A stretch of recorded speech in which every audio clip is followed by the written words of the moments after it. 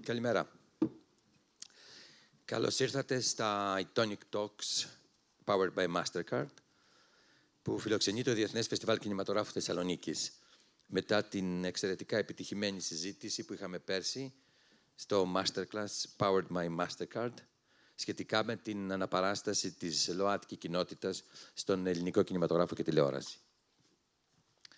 Σκοπός αυτής της συζήτησης σήμερα είναι να παρακολουθήσετε ομιλίες από εμβληματικούς Έλληνες καλλιτέχνες και δημιουργούς του κινηματογράφου και της τηλεόρασης, οι οποίοι θα μοιραστούν τις προσωπικές τους εμπειρίες, ρίχνοντας φως στις προκλήσεις στο μέλλον και στα βήματα που έχουν γίνει για την προβολή της ΛΟΑΤΚΙ κοινότητας, μιλώντας παράλληλα για την συμβολή του κινηματογράφου και της τηλεόρασης στη διαμόρφωση θετικής συνείδησης από την ελληνική κοινωνία για τη ΛΟΑΤΚΙ κοινότητα.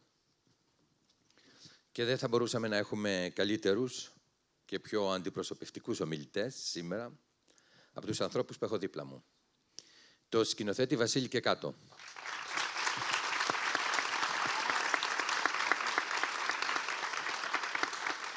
Την ηθοποιό και σεναριογράφο Δήμητρα Παπαδοπούλου.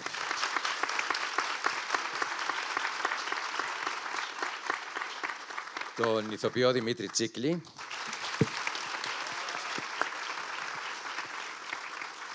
Το σκηνοθέτη Ζαχαρία Μαυροειδή.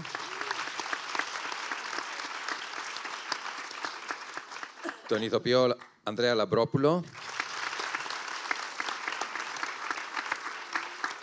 Και την ηθοποιό, χορογράφο και σκηνοθέτηδα Φένια Αποστόλου.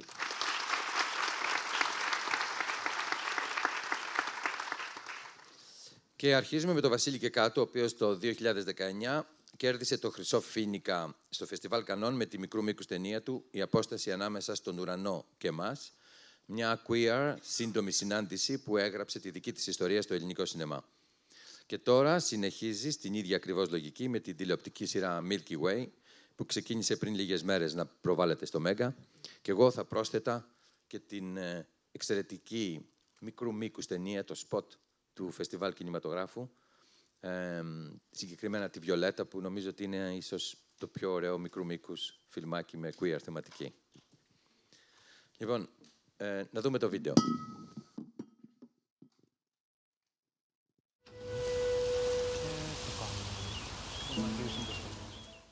Βασίλη, ως σεναριογράφος και σκηνοθέτης πήρες μια συνειδητή, νομίζω, απόφαση να σκιαγραφίσεις ήρωες της ΛΟΑΤΚΙ κοινότητας. Τι σε ενέπνευσε σε αυτές τις ιστορίες? Ήταν η συμπερίληψη ένας από τους στόχους σου? Αρχικά να πω ότι είχαμε έτσι ένα πολύ ευχάριστο ξεκίνημα της ημέρας εδώ. Έπρεπε να ξεκινήσουμε με κάτι δικό σου, Δημήτρη, να είναι πιο ευχάριστο. Δεν ξέρω γιατί με βάλατε εμένα πρώτα. Είχα δυσκολία να αποφασίσω ποια σκηνή να δώσω όταν μου πάνε τα παιδιά από τη Mastercard να διαλέξω ένα απόσπασμα ενδεχομένως από το Milky Way. Πολλοί μπορεί να μην έχουν δει καν το Milky Way, θέλω να πω, που είναι η σειρά που κάνουμε. Θέλω να κάνω μια διευκρίνηση πριν ξεκινήσω, πριν απαντήσω στην ερώτησή σου, και να πω ότι το 19, πέρα από το Χρυσό Φοίνικα, πήραμε το Queer Φοίνικα. Και γιατί το λέω αυτό? Γιατί θυμάμαι πόσο τραντάχτα έχει αποσιωπηθεί. Και από τα μίντια και από τους συγγενείς και φίλους, θέλω να πω, ρε παιδί μου. Δηλαδή ήταν σαν να κουβαλάγαμε μια ντροπή με το Queer Palm. Ήταν, ξέρεις, παιδί μου, ο λιγότερο Φοίνικας από τους δύο Φοίνικες. Και νομίζω ότι αν δεν παίρναμε το χρυσό, δεν θα ξέρει κανείς τίποτα. Θα ήταν σαν να μην είχε συμβεί. Για μας ήταν τεράστια τιμή που κάναμε αυτή την ταινία και αναγνωρίστηκε πρώτα από την queer κοινότητα και μετέπειτα από την επίσημη επιτροπή των Κανών, ας πούμε, που είναι τελείως διαφορετικές επιτροπές.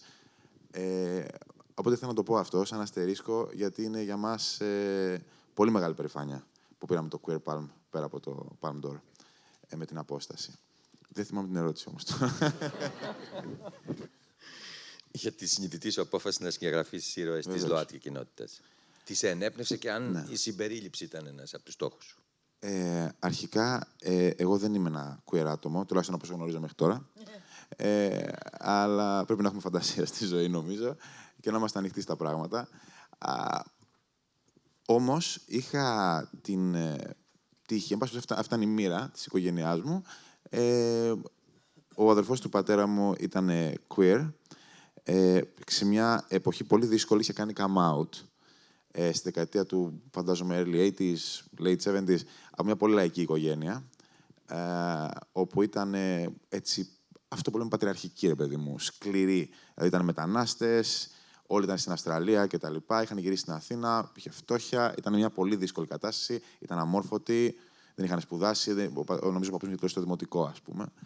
Και είχε μάθει να επιβιώνει πάρα πολύ. Και όπως μου έχουν περιγράψει τουλάχιστον τη συνθήκη, είναι ότι απλώς κάποια στιγμή ο θείος μου, ο Σπύρος, για να λέμε το όνομά του, γύρισε και είπε 15 χρονών, 16, ότι ας πούμε, ο φίλος μου ο Ρέστης που έρχομαι στη σπίτι δεν είναι φίλος μου, είναι ο εραστής μου. Και αυτό είπε σε ένα πολύ μικροαστικό σαλόνι στην Κυψέλη, ένα πάρα πολύ μικρό διαμέρισμα. Μπορώ να φανταστώ τη σκηνή, την έχω παίξει το κεφάλι μου πολλές φορές να φανταστώ πώς ακριβώς θα γίνει τα πράγματα. Και τέλος πάντων, το έκανα αυτό και ο παππούς μου τον έστειλε στην Αυστραλία, από την Αθήνα. Ναι, και με έναν τρόπο, γιατί δεν παίξαν τις μπουνιές ποτέ. Δηλαδή δεν γίνανε αυτά τα πράγματα. Παρ' όλα αυτά, ίσως και στο μυαλό του αισθανόταν ότι κάνει το καλό. Ότι ξέρεις, αυτό έλεγε τουλάχιστον. Ότι εγώ τον έστειλα στην Αυστραλία για να ζήσει όπως ήθελε. Χωρίς να τον κυνηγάνε, ας πούμε, που δεν μπορούσε να το κάνει στην Ελλάδα, ξέρω εγώ. Παρ' όλα αυτά, αυτό κουβαλούσε το τραύμα σε όλη τη ζωή. Και όταν έχασα την απόσταση, κάπως το έκανα και στη μνήμη του, γιατί πέθανε πολύ νέος. Πέθανε 49 χρονών, έτσι από το τίποτα, ας πούμε. Και θυμάμαι ότι όταν έγινε η κηδεία στο νησί μου, γιατί παρόλο που δεν ζούσε στο νησί μου την Κεφαλονιά ο Σπύρος, εκεί ετάφη. Και εμείς κάναμε αυτό που λέμε close casket κηδεία. Δηλαδή δεν ήταν ανοιχτό το φέρετρο, όπως κάμια φορά είναι. Αλλά επειδή ήταν χωριό, ξέρεις, παραξένεψε. Εμείς το κάναμε για λόγους στο μυαλό μας, σαν οικογένεια, καλής θυσίας. Δηλαδή να θυμόμαστε λίγο τον τύπο αυτόν, ζωντανό και ωραίο τύπο. Και πιάσαν τον παππού μου στο χωριό, διάφοροι φίλοι του, και με πιάνει εμένα μια μέρα και μου λέει: γιατί δεν μου λες την αλήθεια? Και του λέω: ποια είναι η αλήθεια? Και μου λέει: αφού είναι μαχαιρωμένος, γι' αυτό δεν ανοίξαμε το φέρετρο. Του λέω: τι λες, ρε φίλε? Τι είναι μαχαιρωμένος? Και μου λέει: αφού μου το είπανε ότι είναι μαχαιρωμένος, οι παρέες που έκανε. Θέλω να πω, ρε παιδί μου, ότι αυτό είναι ένα προσωπικό βίωμα και όλο το υπόλοιπο. Πώς, ας πούμε, όταν πέθανε ο θείος μου, ήταν σε ένα διαμέρισμα στην Αθήνα και είχε έναν σύντροφο για 10-15 χρόνια. Και όλοι τον ξέραν στην πολυκατοικία, δεν ξέραμε τι έχει πάθει, ξέραμε ότι είχε εξαφανιστεί. Εν τέλει είχε πεθάνει από ανέβρισμα και ήταν στο διαμέρισμά του, ρε παιδί μου, νεκρός. Και συγγνώμη που χρησιμοποιώ τέτοιες λέξεις, αλλά θέλω να είμαι ακριβής. Πρωί-πρωί, ξαναλέω. Λοιπόν, αλλά ξέρεις, χτύπαγε, ας πούμε, την πόρτα και ενώ τον γνώριζαν όλοι, δεν το άνοιγε κανείς. Και εμφανίστηκε, ας πούμε, μια αδερφή μου που ήταν μένει η ανιψιά του. Παρ' αυτά δεν είχε καμία φοβερή σχέση. Δηλαδή, θέλω να πω ότι η αδερφή μου ζούσε αλλού. Δηλαδή, υπήρχε πολύ αγάπη μεταξύ μας, αλλά δεν είχαμε επαφή καθημερινή όπως είχε ο σύντροφός του που έβγαινε στην πολυκατοικία κάθε μέρα. Και δεν άνοιγε κανείς γαμημένος την πόρτα. Και όταν εμφανίστηκε η αδερφή μου, είπανε: βεβαίως, αμέσως περάστε, ξέρω εγώ. Επειδή ήταν η ανιψιά. Έτος, ποιο έτος? Το 2013. Πολύ πρόσφατα. Τέλος πάντων, θέλω να πω ότι και επειδή εμένα οι δικοί μου γονείς δεν μου απέκρυψαν ποτέ τη σεξουαλική ταυτότητα του θείου μου, δεν υπήρχε ποτέ, ας πούμε, μια ιστορία, ξέρω εγώ, αυτός που έρχεται είναι ο κολλητός του. Ήταν ο σύντροφός του. Δηλαδή αυτό το γνώριζα από πολύ παιδί, ότι ο θείος μου έχει σύντροφο, ας πούμε.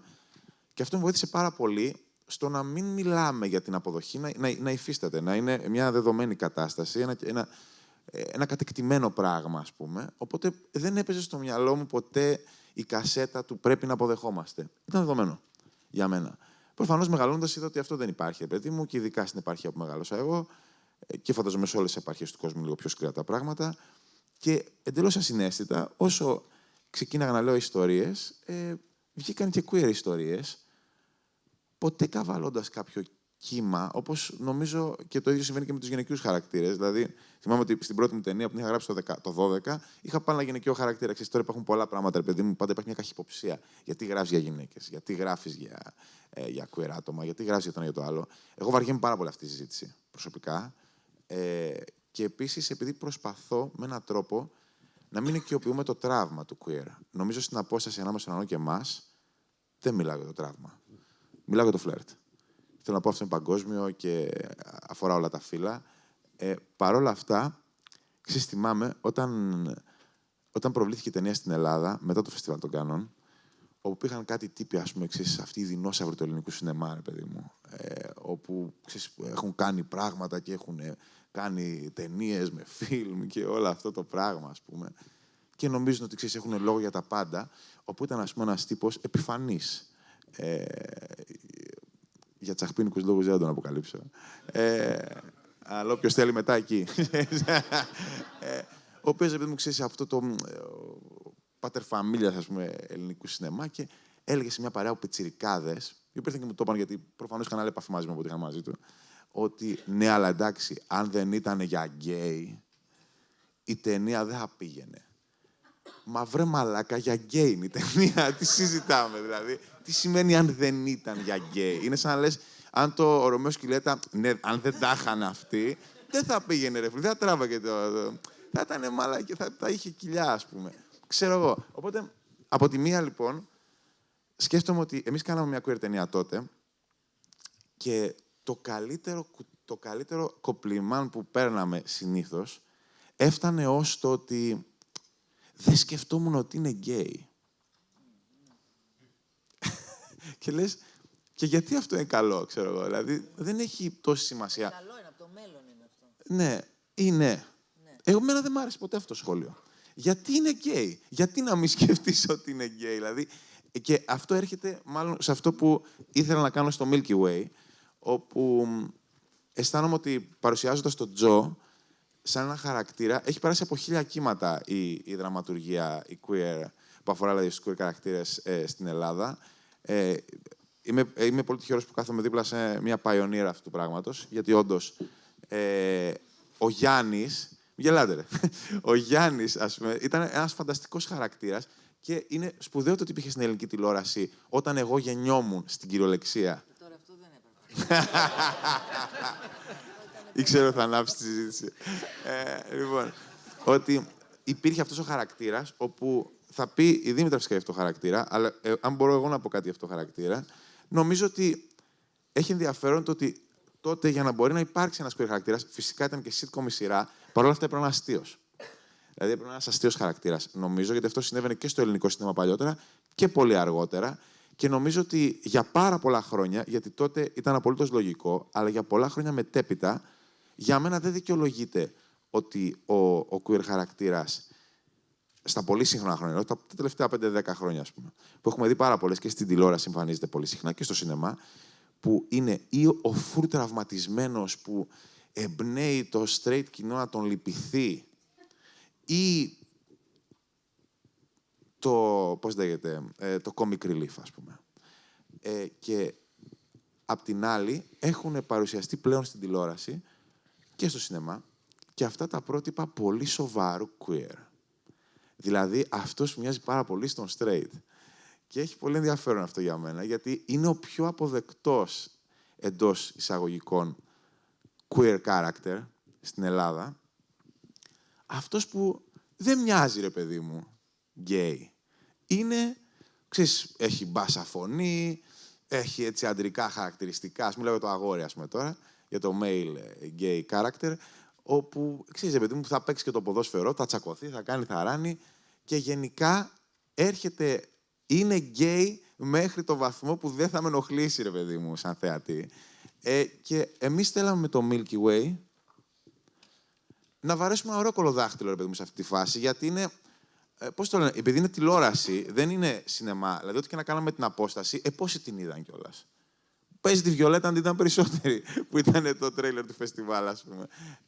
Οπότε ήθελα πάρα πολύ, αφού μου δόθηκε η ευκαιρία και αυτή η πλατφόρμα να μιλήσουμε γι' αυτό, ο queer χαρακτήρας να είναι queer με τον τρόπο που θέλει.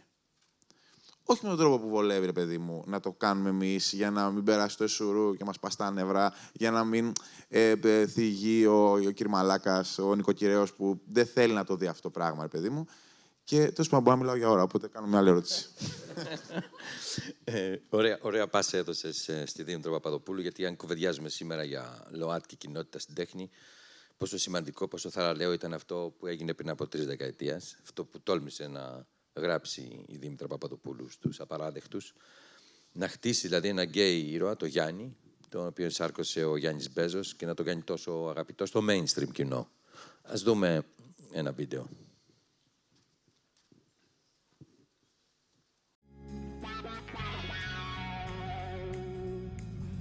Τι την πήρετε?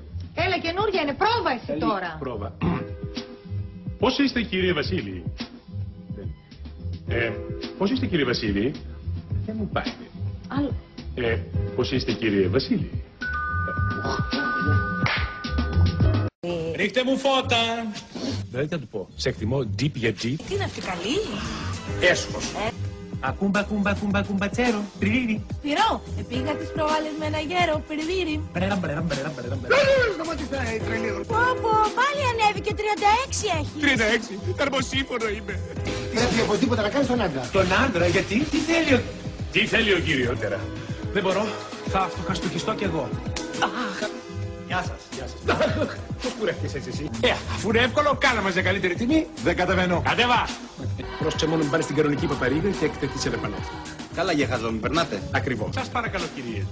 Φανείτε ψύχρεμες, μη χειροδικείτε. Λυσάρες! Δεν Μητρούλα, κάτσε πίσω, κάτσε ο Γιάννης μπροστά, που είναι κομμάρι. Κομμάρισε και φαίνεται. Άντε, παιδί μου, πες το. Πατέρα,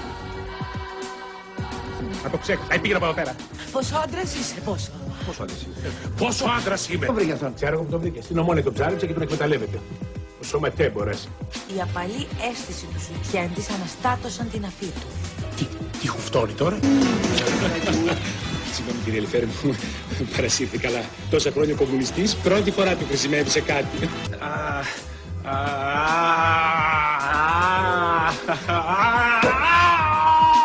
Το σπασες. Το σπασαν το χέρι. Ο σύζυγός έχει μπλέξει με την τράπουλα και την τουκοβληθία και χρωστάει πολλά. Πόσα? Τα κέρατά του, μαντάμ, χρωστάει. Γι' αυτό σας συμβουλεύω να φύγετε από τη ζωή του όσο είναι νωρίς. Φύγετε. Φύγετε.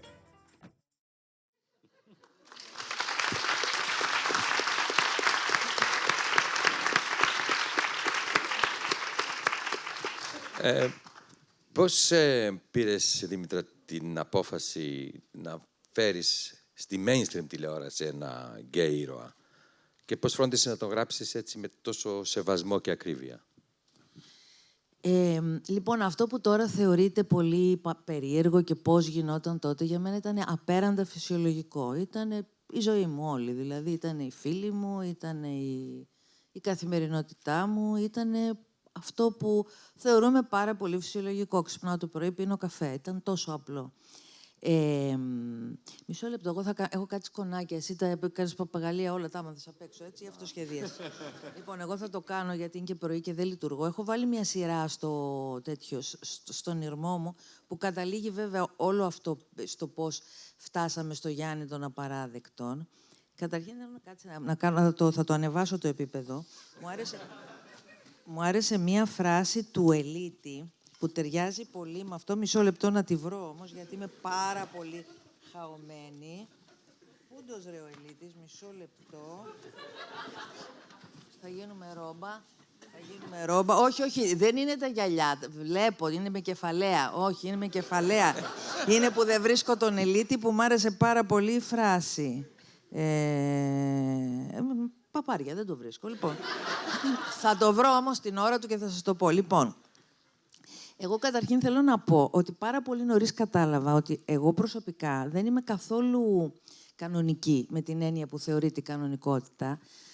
Από μικρό κορίτσι ήξερα ότι δεν χωράω σε αυτό το κουτί το οποίο γίνεται και έτσι όπως είναι το πλαίσιο, ότι πρέπει να είσαι έτσι. Μια μέρα θα παντρευτείς, θα κάνεις παιδιά, θα γίνεις καλό κορίτσι, γιατί αυτό ήταν το πρότυπο της τότε εποχής, ας πούμε. Και δεν ένιωθω ότι εγώ μπορώ να μπω σε αυτό. Αυτό ήδη μου δημιουργούσε μια ιδιαιτερότητα εμένα και με έκανε να νιώθω λίγο διαφορετικά, λίγο πιο αλλιώς, λίγο πιο ιδιαίτερα. Και μάλιστα θυμάμαι όταν έβλεπα πρόσφατα μια ταινία στην Παμπάλαια του 55, δεν είχα γεννηθεί καν, και έβλεπα, ας πούμε, ελληνικό έτσι παλιό ασπρόμαυρο και έβλεπα κάτι ανθρώπους να περπατάνε στο Σύνταγμα που ήταν αλλιώς τότε κτλ. Και σκεφτόμουν και λέω, κοίτα να δεις, εγώ πριν γεννηθώ ήδη ήταν κανονισμένο το πώς εγώ πρέπει να ζήσω. Δηλαδή ήταν οι ρόλοι ήδη μοιρασμένοι, ήταν ο άντρας με τη γυναίκα αγκαζέ, ήταν όλο αυτό το πράγμα. Και σκεφτόμουν ότι εγώ ακόμα δεν με είχε συλλάβει η μάνα μου και είχαν ήδη αποφασιστεί οι ρόλοι που πρέπει να παίξω όταν γεννηθώ. Αυτό ήταν λίγο ήδη σπούκι που το συνειδητοποίησα. Εν πάση περιπτώσει, όταν γεννήθηκα και ήρθα σε αυτόν τον κόσμο, κατάλαβα ότι κάτι δεν μου κολλάει πάρα πολύ και εμένα. Χωρίς να έχω μία διάθεση-προδιάθεση, κάρα straight, αλλά αυτό δεν σημαίνει τίποτα. Άμα είσαι αλλιώς, είσαι αλλιώς. Πέρα το τι κάνεις στο κρεβάτι σου. Στο σκονάκι μου θα πάω λίγο, να δω τώρα τι γίνεται. Αυτό είναι, λοιπόν, όταν γεννήθηκα εγώ και μπήκα στην εφηβεία και ενηλικιώθηκα, το πιο επαναστατικό που μπορούσαμε να κάνουμε εμείς οι γυναίκες ήταν η παρθενιά. Το ότι δεν θα είμαστε παρθένες στο γάμο. Όλα τα άλλα δεν παίζανε. Οπότε ήδη οι πρώτες, ας πούμε, επαναστάσεις και οι πρώτες έτσι, αντιδράσεις ήταν γύρω του ότι εγώ γιατί πρέπει να είμαι παρθένα όταν θα παντρευτώ. Αυτό ήταν το πρώτο επαναστατικό έτσι, πράγμα που έφτασε στη ζωή μου. Αυτό λοιπόν το βάζω μια ανωτελεία και πάω πάλι στην εφηβεία για στα 15, όπου τότε στα τηλέφωνα μπερδευόντουσαν οι γραμμές, γινόντουσαν κάτι κουλά εκεί πέρα με τις γραμμές. Και κάποια στιγμή μπερδεύτηκε η γραμμή μου με ένα παιδί, το οποίο μου λέει, με λένε Αλέξη, σένα πώς σε λένε, του είπα με λένε Δήμητρα, και μου λέει θες να μιλάμε, και τι του λέω να μιλάμε και αυτά, και άρχισε να μου εξομολογείται ότι αυτό το παιδί δεν θέλει να είναι αγόρι και θέλει να μαζέψει λεφτά να εγχειριστεί για να γίνει κορίτσι. 15 χρονών εγώ τότε, μου φάνηκε περίεργο, αλλά ένιωσα αμέσως την ανάγκη να τον προστατέψω. Και να του πω, μαγκιά, κάντο. Μου λέει, αλήθεια μου λες να το κάνω. Λέω, να το κάνεις, ρε παιδί μου, μαζέψει λεφτά. Άμα δεν νιώθεις ότι είσαι άντρας και θες να γίνεις κορίτσι. Ήταν πολύ πρωτόγνωρα, δεν τα είχα ξανακούσει. Όμως το ένστικτό μου και η ψυχή μου που δεν ήταν ταιριαστή με όλο αυτό που συμβαίνει γύρω, ήταν πολύ υποστηρικτική σε αυτό το παιδί. Και αρχίσαμε να μιλάμε, κάναμε και μια παρέα έτσι τηλεφωνική. Και κάποια στιγμή χαθήκαμε. Μετά από χρόνια βλέπω μια αεράτη κοπέλα, λαμπερή κουκλάρα, μου λέει «Γεια σου, τι κάνεις?» Λέω «Χαίρετε». Είχα κάνει τους απαράδεκτους, οπότε με ήξερε. Μου λέει «Θυμάσαι που μιλούσα με τον Αλέξη?» «Έλα ρε εσύ», του λέω «Κουκλά, έγινες, μπράβο Αλέξη» και τα λοιπά. Και είδα έναν άνθρωπο χαρούμενο. Αυτό λοιπόν ήταν η πρώτη εγγραφή στο μυαλό μου ότι πραγματικά τα πράγματα είναι πολύ αλλιώς από ότι, όχι για παρθενιά δεν έχουμε πια να παλεύουμε, αλλά ο άνθρωπος πρέπει να παλεύει και να παλεύει. Να δικαιωματικά να πηγαίνει σε αυτό που η ψυχή του θέλει και γουστάρει. Λοιπόν, και μετά, αμέσως μετά, μπήκα στο πανεπιστήμιο, μόνο για να κολοβαρέσω, δεν είχα κανένα άλλο λόγο, ούτε να σπουδάσω ούτε τίποτα. Εκεί γνώρισα και τον φίλο μου τον Παναγιώτο τον Τιμογιαννάκη, που τυχαία τον είδα τώρα και καταχαρήκαμε και συγκινηθήκαμε. Στο πανεπιστήμιο, λοιπόν, εγώ έκανα έναν κολλητό, τον ήξερε και ο Παναγιώτης, έφυγε από τη ζωή, ο οποίος κολλητός μου ήταν γκέι. Και πάλι αρχίσαμε να συζητάμε και μου έλεγε τι θα κάνω μωρή με αυτό και του έλεγα μωρή μην κολλάς. Δηλαδή είχαμε μια πολύ έτσι... Πάλι ξαναμπήκα στο ρόλο του υποστηρικτή και στο ρόλο του ανθρώπου που πρέπει να διεκδικήσει για τον άλλον ότι είναι όλα αυτονόητα. Πέρασαν λοιπόν όλα τα χρόνια στο πανεπιστήμιο που ό,τι πιο επαναστατικό τότε ήταν να σου κνήτης. Δεν έπαιζε άλλη ας πούμε επανάσταση. Αλλά εμείς με το φίλο μου, ο οποίος φίλος μου ήταν χατζηδακικός και εγώ ως κνήτησα ήμουνα με το Θοδωράκι και μου έλεγε «Μωρή με τα ταμπούρλα πάλι θα κατέβεις στις πορείες και τέτοια. Άκου μωρή λίγο να εξευγενιστείς» και μου βάζε το χατζηδάκι. Και πάλι θεωρώ τον εαυτό μου ότι τελείως καρμικά ξαναμπήκα πάλι σε αυτή. Και ήταν ο κολλητός μου, δηλαδή ήταν ο άνθρωπος που θα του έλεγα τα πάντα. Έβλεπα όμως ότι ήταν λίγο πιο δύσκολο για αυτόν το κομμάτι το ερωτικό. Για μένα ήταν πιο απλό που ήταν με αγόρια. Για το φίλο μου, το Δημητράκη δεν ήταν τόσο απλό. Όμως, εκεί πέρα πάνω, έσκασε μια μεγάλη ευλογία που τη συνειδητοποίησα. Το γέλιο. Δηλαδή, γελάγαμε πάρα πολύ. Γελάγαμε πολύ με αυτό που υποτίθεται συμβαίνει, με αυτό που το πώς τον κοιτούσαν οι άλλοι, όπου και καλά ήταν ο γκέι και αυτοί ήταν οι αντρούκλες. Είχαμε λυτρωθεί με αυτή την προσέγγιση. Και εγώ λυτρωνόμουν με τις δικές μου ιδιαιτερότητες, που δεν έμπαινα ούτε να κάτσω να διαβάσω για το πτυχίο, ούτε να συμμαζευτώ, να βρω ένα καλό παλικάρι, τίποτα από όλα αυτά δεν γινόντουσαν. Οπότε αυτό που άρχισε να μας κάνει τη ζωή εύκολη και όμορφη ήταν το γέλιο.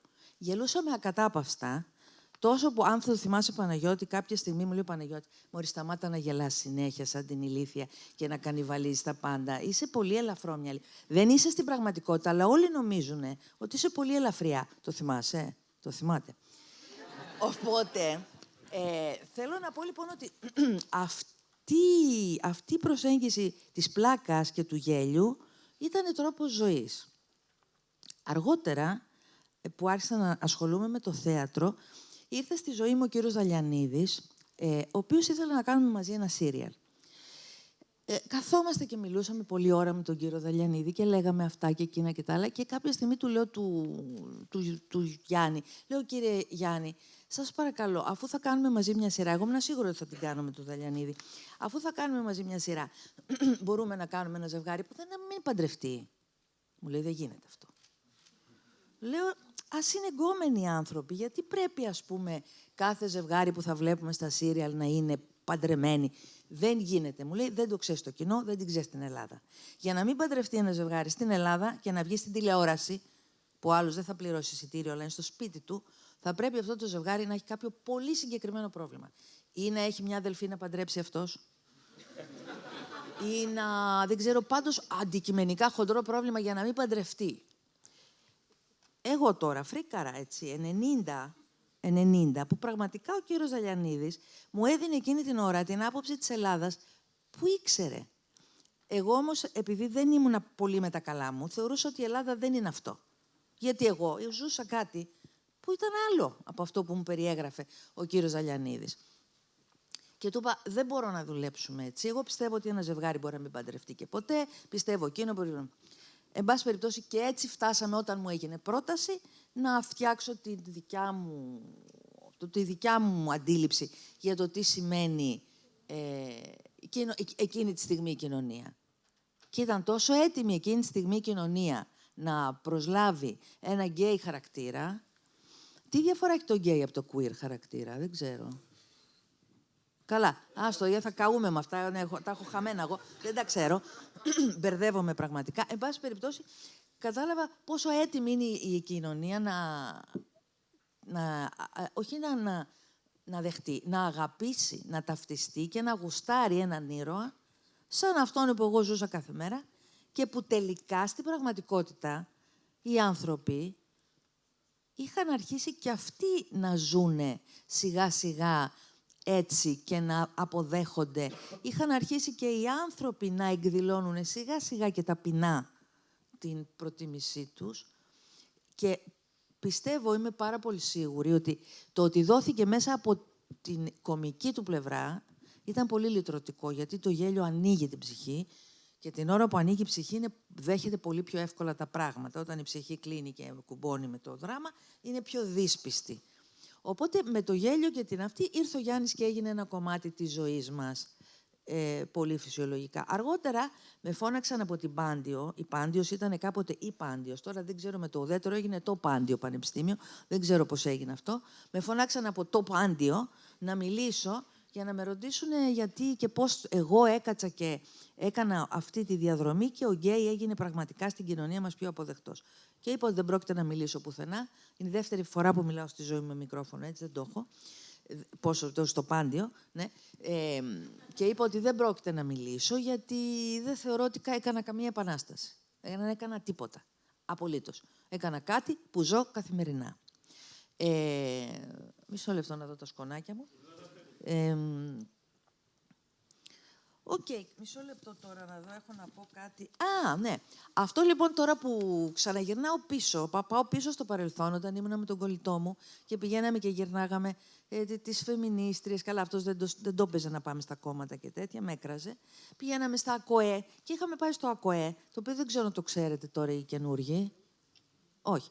Το ΑΚΟΕ, ναι.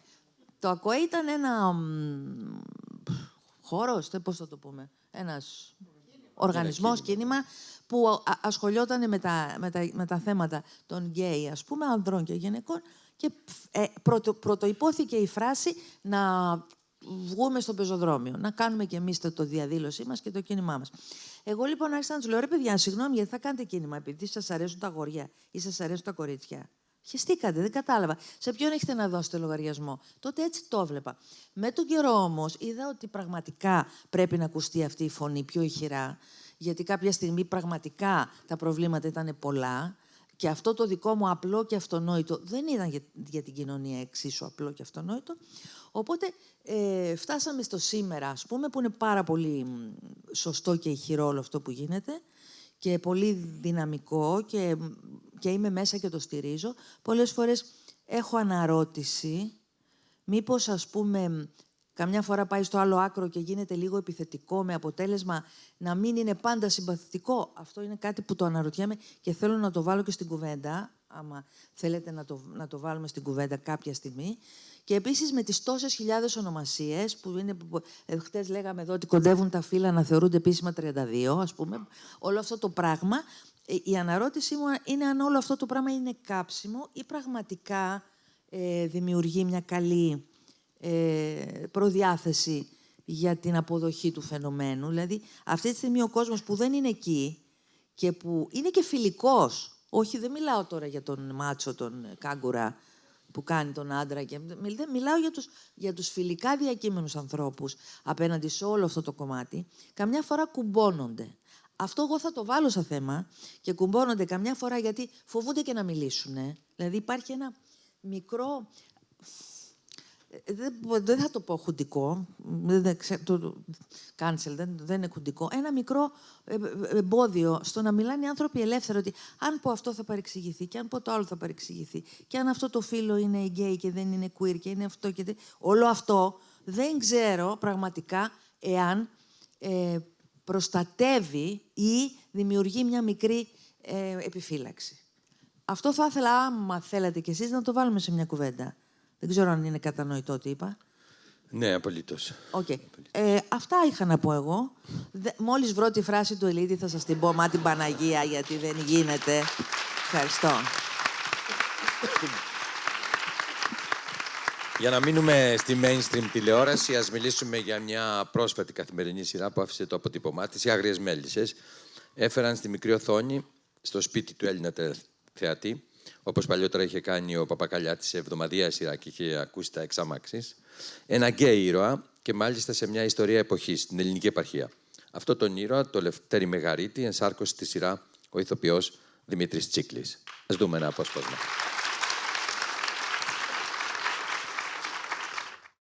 Είναι. Φίλος μου. Ξέρω πολύ καλά τι σου είναι. Μίλα. Ξέρω πολύ καλά τι κάνετε οι δυο σας. Ξέρω πολύ καλά, δεν έχω νιώσει μεγαλύτερη ντροπή στη ζωή μου. Θα σε σκοτώσω με τα ίδια μου τα χέρια. Ηρέμησε, θα τα σκοτώσεις. Ηρέμησε. Παλιά ψεφή. Θα πεθάνεις, ρε.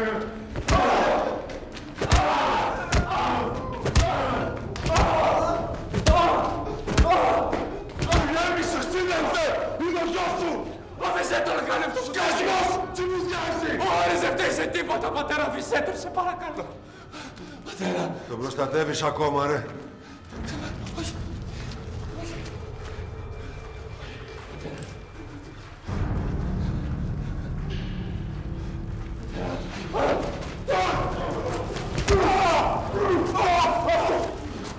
Δώστε μου! Μιλάμε για το γιο σου, Ακύλα! Δεν είναι γιος μου αυτό! Εμίλια, να σου πω. Με έχει φάει μια σκέψη. Αυτό που συνέβη στο Λευτέρη έχει να κάνει με τον πατέρα του. Αφού το παιδί μας εξήγησε τι συνέβη. Ο Μελέτης λέει ψέματα και ο Λευτέρης δεν ήταν στα καλά του, δεν τον είδες? Κανείς δεν σου λέει ψέματα. Και δεν είναι η πρώτη φορά που αργεί ο άντρας σου. Σταμάτα να φαντάζεσαι πράγματα και άνοιξε μου, σε παρακαλώ, την πόρτα.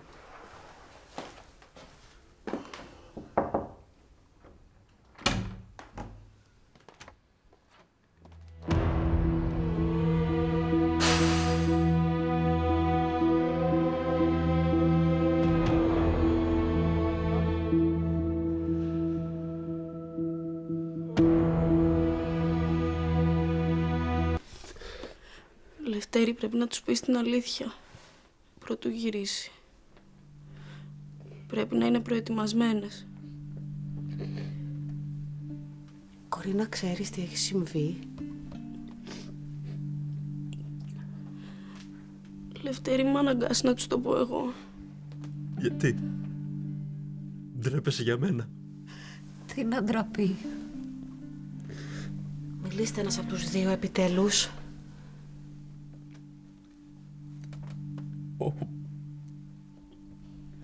Ο πατέρας μου με χτύπησε.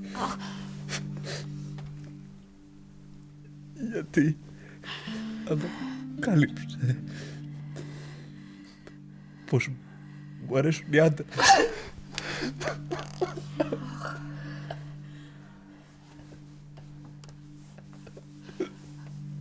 Αφήστε με μόνη μου με το γιο μου.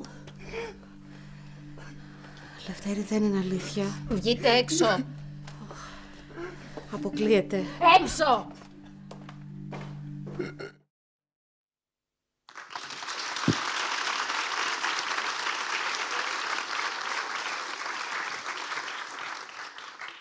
Δημήτρη, πόσο διαφορετικά πιστεύεις ότι γίνεται η απεικόνηση ενός queer ήρωα σήμερα, σε σύγκρουση με τις προηγούμενες δεκαετίες, αλλά και πόσο διαφορετικά ενδεχομένως τον ή την εισπράττει το κοινό? Καταρχάς, ευχαριστούμε πάρα πολύ που ξυπνήσατε σήμερα μετά από αυτό το ξενύχτη και είστε εδώ. Επίσης, ευχαριστώ πάρα πολύ τον Αντένα και τον Άλεξ Μπαλασσινό και τη Λιδία Αντώνοβα που μας παραχώρησαν το υλικό που είδατε. Και ευχαριστώ πολύ και τη Mastercard και το Φεστιβάλ Θεσσαλονίκης για την τιμή που μου κάνει να είμαι δίπλα σε αυτούς τους ξεχωριστούς καλλιτέχνες. Χαίρομαι πάρα πολύ που είμαι δίπλα στην κυρία Παπαδοπούλου, γιατί, όπως είπαμε και πριν, έκανε μία αρχή με αυτόν τον ήρωα τότε, που μόνο ως κωμικός χαρακτήρας μπορούσε να σταθεί. Και αν δεν κάνω λάθος, το έχω διαβάσει σε μια συνέντευξή σας, σας είχαν πει να τον αλλάξετε και να πείτε ότι ήταν ένα αστείο. Στο δεύτερο-τρίτο επεισόδιο. Ναι. Αλλά εσείς αντισταθήκατε σε αυτό. Ναι, αντιστάθηκα σε αυτό και σε αυτό θα πω μόνο. Και σε αυτό πραγματικά έχει πολύ μεγάλο ρόλο ο Γιάννης ο Μπέζος, που πολύ στεναρά μου λέει, όχι, δεν το αλλάζουμε, το κάνουμε. Γιατί τρόμαξα εγώ λίγο με το Μέγκα. Αυτά, πάμε. Και με αυτή την πάρα πολύ ωραία αρχή και αυτό που κάνατε εσείς, δώσατε το νήμα σε εμάς μετά, να μπορέσουμε να προσεγγίσουμε, ας πούμε, ένα queer χαρακτήρα με πολύ διαφορετικό τρόπο. Εγώ όταν βρέθηκα με το Λευτέρη το Χαρίτο και συζητήσαμε, μου είπε είναι αυτός ο χαρακτήρας, σκέφτομαι από ένα σημείο και μετά να γίνει queer, να ανακαλύψουμε ότι είναι ομοφυλόφιλος κτλ. Θέλεις? Του λέω θέλω υπό έναν όρο. Θέλω υπό τον όρο ότι δεν θα είναι καρικατούρα. Θα είναι ένας άνθρωπος, σαν όλους τους άλλους, ο οποίος θα έχει μια ξεχωριστή προτίμηση. Και η ευαισθησία του δεν θα προκύπτει από τη σεξουαλικότητά του, αλλά θα προκύπτει από την προσωπικότητά του. Και έτσι λοιπόν ξεκινήσαμε να προσεγγίζουμε αυτό το ρόλο. Όπως μάλλον αναρωτιέστε, επέλεξα εγώ να μην προβάλλουμε τις σκηνές των φιλιών, που φαντάζομαι έχετε δει περισσότερα από εσάς. Αυτό έγινε γιατί βαρέθηκα να συζητάω παντού για το φιλί. Βαρέθηκα όπου και αν πάω να συζητάω για αυτό το γκέι φιλί, το οποίο μου φαίνεται αστείο. Το ότι ζούμε σε μια κοινωνία όπου σοκάρεται με δύο χείλη που ακουμπιούνται απλά, ως ένδειξη θαυμασμού ή επειδή γουστάρουνε, αλλά δεν μας σοκάρει η βία που είδαμε. Δεν μας σοκάρει ότι άνθρωποι οι οποίοι δεν μπορούν να ζήσουν και φτάνουν τη ζωή τους σε ένα τέλμα, επειδή έχουμε οριοθετήσει τόσο στενά τα πλαίσια της κοινωνίας μας και αυτοί δεν μπορούν να υπάρξουν. Ή το ότι δεν μας συγκινεί μια μάνα που μπαίνει μπροστά για να στηρίξει το παιδί της και να το καταλάβει και να το αγγίξει. Οπότε όλο αυτό ήταν ο τρόπος που θέλαμε να προσεγγίσουμε αυτό το χαρακτήρα. Φοράω αυτό το μπλουζάκι σήμερα, το οποίο το έβαλα και στο rap party των Άγρων Μελισσών.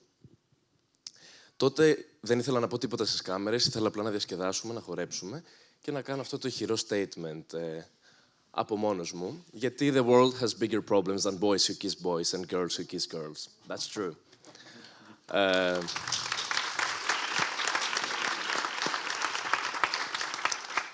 Και αυτό που ήθελα μπαίνοντας σε αυτή τη σειρά ήταν να αλλάξω λίγο αυτό το αφήγημα. Αυτό το αφήγημα των σειρών και των ταινιών, όπου πάντα βλέπουμε ένα ετεροφιλόφιλο ζευγάρι, το οποίο έχει τις ρίζες τους πάντα στο κακοποιητικό σεξ ή στις κακοποιητικές σχέσεις. Όπου είναι ο μάτσο άντρας, ο οποίος ελκύει πάντα τη γυναίκα και παρά τις κακοποιητικές του συμπεριφορές, αυτή τον θέλει και μένει για πάντα εκεί. Οπότε εμένα με ενδιαφέρει πάρα πολύ το να ανοίξει ο διάλογος και ο δρόμος για διαφορετικού είδους αφηγήματα, όπως αφηγήματα για την αυτοαγάπη, για τις φιλίες, για ομόφυλα ζευγάρια, αντρών ή γυναικών, γιατί και οι γυναίκες είναι πολύ πίσω και ακόμα και στο θέμα ομοφυλοφιλίας. Δεν βλέπουμε ποτέ γυναίκες ομοφυλόφιλες. Ποτέ. Οπότε ήταν ένας από τους στόχους μας αυτός. Εκεί κατάλαβα, κάνοντας αυτό το ρόλο, η αλήθεια είναι ότι όσο τον δημιουργούσαμε, δεν σκεφτόμουν ποτέ το τι αντίκτυπο μπορεί να έχει αυτό στο κοινό. Από όταν προβλήθηκε το φιλί και μετά και έγινε ουσιαστικά το coming out του χαρακτήρα, εκεί άρχισα να καταλαβαίνω το πόσο πίσω είμαστε ακόμα σαν κοινωνία. Και πόσο έντονο ήταν αυτό. Δηλαδή, η καθημερινότητά μου άλλαξε κατά πολύ, ειδικά την περίοδο των Μελισσών. Με πολλά περιστατικά, θα σας πω και κάποια τώρα. Και γι' αυτό το λόγο επέλεξα να κάνω και μετά τις Μέλισσες στο Χελιδόνι, στο Θέατρο Μουσούρι, με την Κατερίνα Διδασκάλου. Μία παράσταση, για όσους δεν ξέρετε, για την τρομοκρατική επίθεση στο Ορλάντο και για τα θύματά της. Ουσιαστικά, η αγάπη που εισπράξαμε από τον κόσμο, κατάλαβα και πόσο σημαντικό είναι αυτό που κάνουμε. Διότι μου τύχανε πάρα πολλά περιστατικά. Θυμάμαι και ένα πολύ έντονο περιστατικό. Εδώ στη Θεσσαλονίκη, είχα έρθει πάλι για το φεστιβάλ Θεσσαλονίκης. Είχαμε πάει να δούμε το ζαχαροπλαστείο ενός φίλου που θα άνοιγε κάπου εδώ κοντά. Και μπαίνουμε μέσα, ήταν εργολάβος εκεί πέρα. Χάρηκε πάρα πολύ που με είδε. Δεν πίστευε ότι αυτός που βλέπει στην τηλεόραση ήταν εδώ μπροστά του. Και παίρνει τη γυναίκα του και της λέει: «Έλα, δεν θα πιστέψεις με ποιον είμαι εδώ. Με τον Μπούστη από τις Μέλισσες». Αυτός ο άνθρωπος. Εγώ δεν απάντησα προφανώς. Είπα τη γνώμη μου για το κτίριο και έφυγα. Αυτός ο άνθρωπος δεν χάρηκε επειδή είδε ένα Πούστη. Χάρηκε επειδή είδε τον Μπούστη από τις Μέλισσες. Και εκεί κατάλαβα το πόσο σημαντικό είναι αυτό το πράγμα. Πόσο πρέπει να επιμείνουμε σε τέτοιου είδους παραγωγές και πουστιές και να μιλήσουμε για κάθε είδους Πούστη που θέλει να ακουστεί. Και για το Λευτέρη και για κάθε Λευτέρη και για κάθε πλάσμα που θέλει και μάχεται να είναι ελεύθερος από τον κόσμο.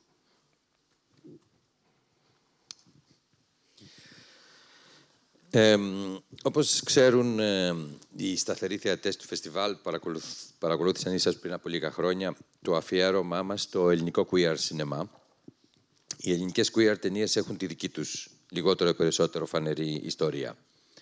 Να θυμίσω ότι είχαμε προβάλει σχεδόν όλες τις queer ελληνικές ταινίες που είχαν γυριστεί και αυτό ήταν η πρώτη φορά που κάποιος δημόσιος οργανισμός έκανε ένα αφιέρωμα στην queer σκηνή της τέχνης του.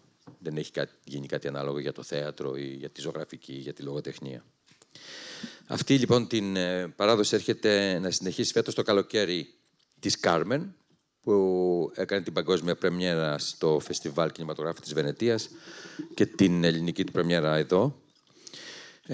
Ο σκηνοθέτης της ταινίας Ζαχαρίας Μαυροειδής και ο πρωταγωνιστής, ηθοποιός και σκηνοθέτης Ανδρέας Λαμπρόπουλος είναι εδώ. Να δούμε ένα μικρό βίντεο.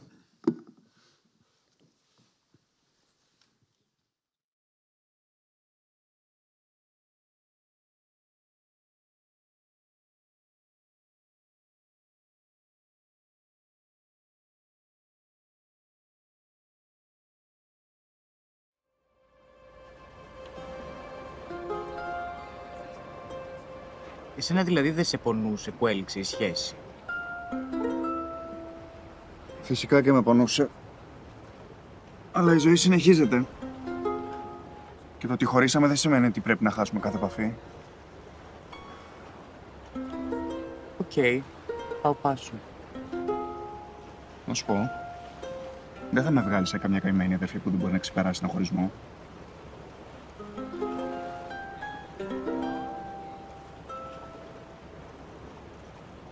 Εγώ πάντως δεν έχω κανένα θέμα με τις καημένες αδερφές.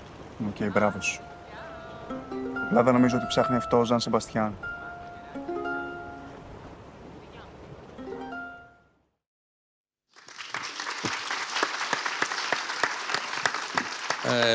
Ζαχαρία, πόσο μεγάλη διαδρομή θεωρείς ότι διένυσε το ελληνικό σινεμά μέσα στις δεκαετίες για να φτάσει σήμερα σε μια ανεπτυγμένη, περήφανη απεικόνιση της ΛΟΑΤΚΙ κοινότητας? Νομίζω ότι το σινεμά είναι κομμάτι της κοινωνίας, οπότε αντανακλάει την πορεία που διανύει και η κοινωνία σίγουρα έχει διανύσει μια πολύ μεγάλη απόσταση και αυτό συνεχίζεται. Δηλαδή, αν δούμε τις μικρού μήκους στη δράμα που εκφράζουν τις νεότερες γενιές δημιουργών, εκεί φαίνεται ότι το επόμενο, ότι έχουμε μπροστά μας μια πολύ μεγαλύτερη, μια πληθωρικότητα στις αναπαραστάσεις που έχουν να κάνουν με τους queer χαρακτήρες. Ναι, και ήθελα να κάνω ένα σχόλιο για τους απαράδεκτους, γιατί πραγματικά θεωρώ ότι ήταν μια πολύ σημαντική τομή, γιατί ήταν ένα τηλεοπτικό προϊόν, οπότε είχε μαζική απήχηση. Και νομίζω ότι ο χαρακτήρας του Γιάννη είχε μια ισοτιμία με τους υπόλοιπους, και ποσοτική και ποιοτική. Το οποίο αυτό νομίζω ήταν αυτό που έκανε την τεράστια διαφορά. Ήταν δηλαδή, είχε εισάξιο χρόνο παρουσίας και η αφήγηση ήταν ισότιμη απέναντί του. Δεν ήταν δηλαδή όσο σούργελο ήταν αυτός, τόσο σούργελο ήταν και όλοι οι υπόλοιποι. Συν το ότι είχε αυτό το αδιανόητα προχώ στοιχείο ότι συγκατοικούσε με ένα straight. Αυτές οι λεπτομέρειες που όμως δεν ήταν η αιχμή του δώρατος, ήταν απλώς δεδομένα της σειράς. Θεωρώ ότι ήταν αυτό που έκανε τόσο μεγάλη αίσθηση στο κοινό. Ναι, τώρα πραγματικά νομίζω ότι στα επόμενα χρόνια θα δούμε περισσότερες αναπαραστάσεις με μεγαλύτερη ποικιλία, γιατί συμφωνώ και με αυτό που είπε και ο Βασίλης, ότι μέχρι τώρα νομίζω πέρασε μια φάση το queer cinema που είχε να κάνει να βγάλει είτε coming out ιστορίες, είτε ιστορίες με πολύ τραύμα, που καλώς και έπρεπε να υποθούν. Αλλά νομίζω ότι τα βιώματα της ΛΟΑΤΚΙ κοινότητας είναι ένα τεράστιο φάσμα, που αφορά όλα τα θέματα, οικογένεια, καριέρα κτλ., που έχουμε να δούμε πολλές ιστορίες. Η αντιμετώπιση μιας queer θεματικής είναι διαφορετική σε μια άλλη χώρα και διαφορετική στην Ελλάδα. Δηλαδή, ας πάρουμε το παράδειγμα της συγκεκριμένης δικής σου ταινίας. Ήταν διαφορετική η αντιμετώπιση στη Βενετία, και μιλάμε από το κοινό, τους δημοσιογράφους, τους δικούς, και εδώ στη Θεσσαλονίκη, στην Ελλάδα. Τώρα δεν ξέρω αν μπορώ να βγάλω ένα πολύ γόνιμο συμπέρασμα, γιατί ήταν και οι δύο φεστιβαλικές προβολές, όπου το κοινό των φεστιβάλ είναι έτσι καλοπροαίρετο ή τέλος πάντων προετοιμασμένο ότι μπορεί να εκτεθεί σε κάτι διαφορετικό. Στη Βενετία, ίσως στις ερωτήσεις του κοινού μίλησαν πιο πολύ για την προκλητικότητα. Δηλαδή, η ταινία «Το καλοκαίρι της Κάρμεν» έχει ένα μεγάλο κομμάτι της ιστορίας της, εξελίσσεται σε ένα χώρο που γίνεται ψωνιστήρι, στα λιμανάκια της Βάρκιζας. Το ψωνιστήρι, για όσους δεν γνωρίζουν, είναι το περιστασιακό σεξ μεταξύ αγνώστων σε δημόσιους χώρους. Το είπα πολύ κομψά. Παρ' όλα αυτά, όμως, στα μέρη που γίνεται ψωνιστήρι, δεν γίνεται μόνο ψωνιστήρι. Και η ταινία με κάποιο τρόπο προσπαθεί να δείξει αυτό, ότι στα λιμανάκια μπορεί να συμβαίνει περιστασιακό σεξ, αλλά ταυτόχρονα είναι δύο φίλοι που εκεί πέρα που θα γράφουν ένα σενάριο, κάποιος έχει πάει εκεί να κάνουν κουλαμάρες με την κολλητή του, όπως αυτούς που είδαμε ένα κλιπάκι που χορεύουν, κτλ. Ναι, οπότε η ταινία το δείχνει αυτό με μια φυσικότητα και για μένα. Ναι, τέλος πάντων, δεν ένιωθα ποτέ ότι κάνω κάτι προκλητικό με αυτή την ιστορία, αλλά βλέποντας τις αντιδράσεις του κοινού, καταλαβαίνω ότι κάτι προκλητικό ή το θαραλέο, τέλος πάντων, είναι και λίγο υποκειμενικό αυτό, πώς βαφτίζει κάποιος προκλητικό. Αλλά θυμάμαι, το Q&A στη Βενετία είχε λήξει λίγο με μια τέτοια στιχομυθία, ότι γιατί μου λέγανε προκλητικό και προκλητικό, αλλά με καλοπροαίρετα με ρωτούσαν, ας πούμε, αν ήθελα να προκαλέσω. Και νομίζω ότι όταν κάτι μας προκαλεί, είναι λίγο ένας καθρέφτης. Δηλαδή, αν νιώθω ότι κάτι είναι προκλητικό, μπορώ να βάλω ένα καθρέφτη μπροστά μου και να ρωτηθώ τι είναι αυτό που με προκαλεί. Γιατί με προκαλεί το συνενετικό σεξ μεταξύ δύο ενηλίκων, ας πούμε. Εσύ, Ανδρέα, ως ηθοποιός, πώς αντιμετώπισες το ρόλο του Νικήτα? Πώς το προσέγγισες, σε τι έδωσες βαρύτητα και τι σε άγχωσε ή τι σε απελευθέρωσε? Γεια. Ναι, δεν ξέρω να σας πω αλήθεια. Όταν πέρασα από το casting και μου έκανε αυτή την πρόταση ο Ζαχαρίας, σκέφτηκα πάρα πολύ όλο αυτό το πράγμα και εντάξει, ζούμε στην Ελλάδα. Θα κάνεις ένα γκέι ρόλο, Παναγία μου, θα χαρακτηριστείς, θα καταστραφείς. Και θυμάμαι πάρα πολύ χαρακτηριστικά, αξίζει να το πω αυτό, έχω μεγαλώσει σε μια πολύ λαϊκή οικογένεια, θέλω να πω. Είμαι από τα Δυτικά, στο Ήλιον, και μεγάλωσα σε ένα συνεργείο αυτοκινήτων. Αυτό νομίζω λέει, είναι πολύ χαρακτηριστικό για τον τρόπο που αντιλαμβάνονται οι άνθρωποι, κυρίως αυτής της γενιάς, των γονιών μου, περισσότερο αυτόν τον τρόπο αντιμετώπισης στους ανθρώπους. Και πάω και λέω στον πατέρα μου, Φαναζής, μπαμπά μου κάνανε μια πρόταση να παίξω μια ταινία και ο χαρακτήρας είναι ένας γκέι χαρακτήρας. Και μου λέει, εντάξει, και τι σε νοιάζει. Και λέω, όπα, άτονα. Και του λέω, κομπλέ, οκ, θα δω και θα δούμε. Τέλος πάντων, ξεκινάνε τα γυρίσματα, πηγαίνω στο σπίτι με ροζ-μαλλιά. Πηγαίνω στο σπίτι με τυγρέ μαλλιά. Και μου λέει, συγγνώμη, θα το πω αυτό, τι κάνετε εκεί, ρε μαλάκα, κομμωτήριο πας κάθε μέρα. Και του λέω, είναι ο χαρακτήρας. Τέλος πάντων, με τα πολλά, κατά τη διάρκεια της ταινίας, υπήρχε πάρα πολύ μεγάλο ενδιαφέρον, γιατί έμαθα πολλά καινούργια πράγματα και τον αγάπησα πάρα πολύ αυτόν τον χαρακτήρα. Γιατί υπήρχαν πάρα πολλά κοινά στοιχεία και πάρα πολλά ξεχωριστά στοιχεία. Με άγχωνε πάρα πολύ το γεγονός ότι δεν ήθελα να δημιουργήσω μια καρικατούρα. Ήθελα να μιλήσω για έναν άνθρωπο που δεν με απασχόλησε ποτέ η σεξουαλική του ταυτότητα. Θέλω να πω, δεν μπορώ να καταλάβω γιατί πρέπει να μας απασχολεί η σεξουαλική ταυτότητα. Είναι κάτι το οποίο το έχουμε κάνει θέμα, ενώ επί της ουσίας είναι το πιο απλό πράγμα που υπάρχει στον πλανήτη. Είναι η αγάπη. Είναι το να βρίσκονται δύο άνθρωποι μαζί και απλά να αγκαλιάζονται και να είναι χαρούμενοι που κρατάνε το χέρι ο ένας του άλλου. Είναι τόσο απλό. Και εμείς ξαφνικά το έχουμε κάνει θέμα και κάνουμε και συζητήσεις γι' αυτό με μικρόφωνα. Ναι, δηλαδή, δεν ξέρω. Σαν ηθοποιός και σαν καλλιτέχνης και σαν άνθρωπος, ο τρόπος που μεγαλώνω είναι να αποδέχομαι και να δέχομαι τους πάντες για αυτό που θέλουν να είναι. Νομίζω σαν μια νέα γενιά καλλιτεχνών και ηθοποιών, αλλά κυρίως ανθρώπων, πρέπει το κύριο μέλημά μας είναι να έχουμε ανοιχτό το μυαλό μας και τα μάτια μας, να κοιτάζουμε τον διπλανό μας με αγάπη και όχι με μίσος. Γιατί έχουμε μεγαλώσει σε μια κοινωνία γεμάτη με μίσος. Το βλέπουμε. Άμα ανοίξουμε λίγο την τηλεόραση θα δούμε. Ειδικά άμα βάλουμε τα κανάλια, γίνεται της τρέλης στον κόσμο. Δεν ξέρω γιατί είναι θέμα αυτό το πράγμα, αλλά οφείλουμε να μιλάμε για τέτοιους ανθρώπους, οφείλουμε να μιλάμε για τέτοιους χαρακτήρες, οφείλουν οι σεναριογράφοι και οι σκηνοθέτες να γράφουν για τέτοιους χαρακτήρες, γιατί υπάρχουν. Και πρέπει κάποια στιγμή απλά να είναι η κανονικότητα αυτό. Όχι να είναι το όπως είπε πριν ο Δημήτρης με τον κύριο στο ζαχαροπλαστείο. Γελάω, δηλαδή. Κάτσε φιλαράκι. Έχω και πολλά άλλα να πω, αν θες. Ναι, εντάξει. Μετά θα τα συζητήσουμε. Απλά δεν ξέρω. Είναι σαν να λέμε, δεν ξέρω. Τις προάλλες ήρθε η Μόνικα Μπελούτσι. Ένας γκέι άνθρωπος αντιμετωπίζεται από την αντίθετη πλευρά στο δρόμο, όπως αντιμετωπίζεται η Μόνικα Μπελούτσι. Το κοιτάνε όλοι. Ναι, δηλαδή είναι αστείο αυτό το πράγμα. Προχωράει και κοίτα. Τι φάση, αλήθεια. Τέλος πάντων, δεν ξέρω. Δεν ξέρω πώς να απαντήσω σε αυτή την ερώτηση, ειλικρινά. Μου φαίνεται αστείο. Αντιμετώπιζα αυτόν τον χαρακτήρα σαν έναν άνθρωπο με σεβασμό και με αγάπη. Και αυτά που είχε να πει, τα είπε πολύ ωραία. Όχι ο ηθοποιός, ο χαρακτήρας. Ναι, γιατί απλά είπε μια αλήθεια, δεν είπε κάτι.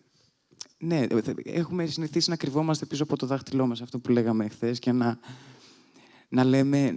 μην λέμε πράγματα. Ενώ επί της ουσίας, εντάξει. Ναι, γιατί είπε μια αλήθεια και γιατί τα πράγματα αλλάζουν σιγά-σιγά και όλα αυτά που κάνετε, όλα αυτά που προσπαθούμε να κάνουμε εδώ είναι σε αυτή την κατεύθυνση και μια απόδειξη ότι τα πράγματα αλλάζουν και στην Ελλάδα για την ΛΟΑΤΚΙ κοινότητα. Κάθεται εδώ στην άκρη του πάνελ μας. Είναι ηθοποιός, χορογράφος και σκηνοθέτης Φένια Αποστόλου.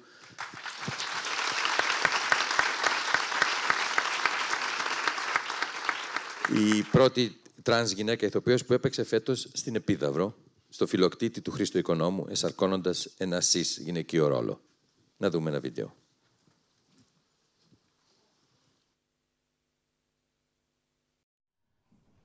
Well, Viking, my story's a book.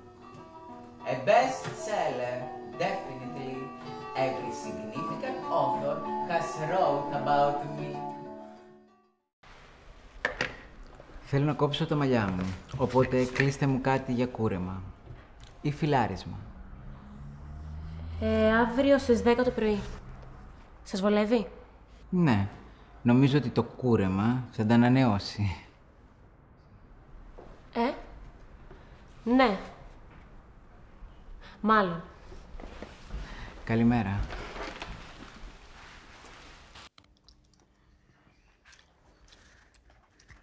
Καλέ. Τι είναι αυτό εδώ που βρήκα? Ψάχνεις τα πράγματα μου. Ήταν πάνω στην καρέκλα. Τι να κάνουμε τώρα? Κάρτα μέλους είναι από το γυμναστήριο που πηγαίνω. Α, έχεις σκοπό να γίνεις τούμπανο, αγόρι μου. Γιατί δεν σε αρέσω μετά?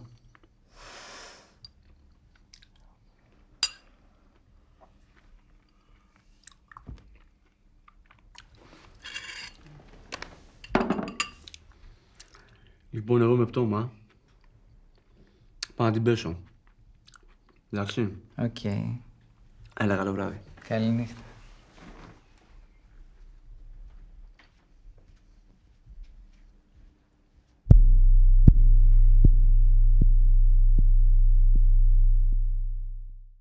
Θα στα πω από κοντά όταν θα σου επιστρέψω το φτιάρι.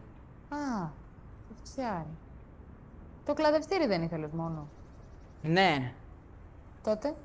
Ροξάνη μου, βγαίνοντας από την αποθήκη, σκέφτηκα πως θα το χρειαστώ. Γιατί θυμήθηκα τελευταία στιγμή πως μου είχαν φέρει κάτι βολβούς. Και έτσι πήρα και το φτιάρι. Βολβούς. Ναι, κρίμα δεν θα ήταν απλά να σαπίσουν σε μια σακούλα.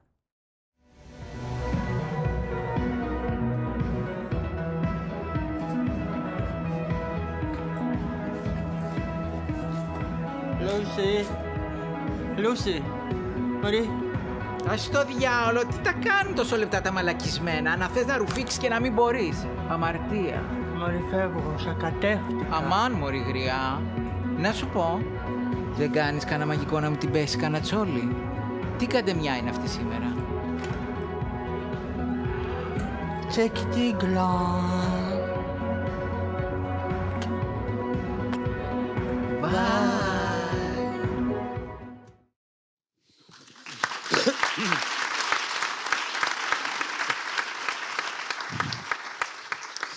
Φένια, θεωρείς ότι η Ελλάδα έχει γίνει πιο φιλόξενη για ΛΟΑΤΚΙ, ταινίες, σειρές, παραστάσεις? Μπορούμε δηλαδή να είμαστε αισιόδοξοι για το μέλλον?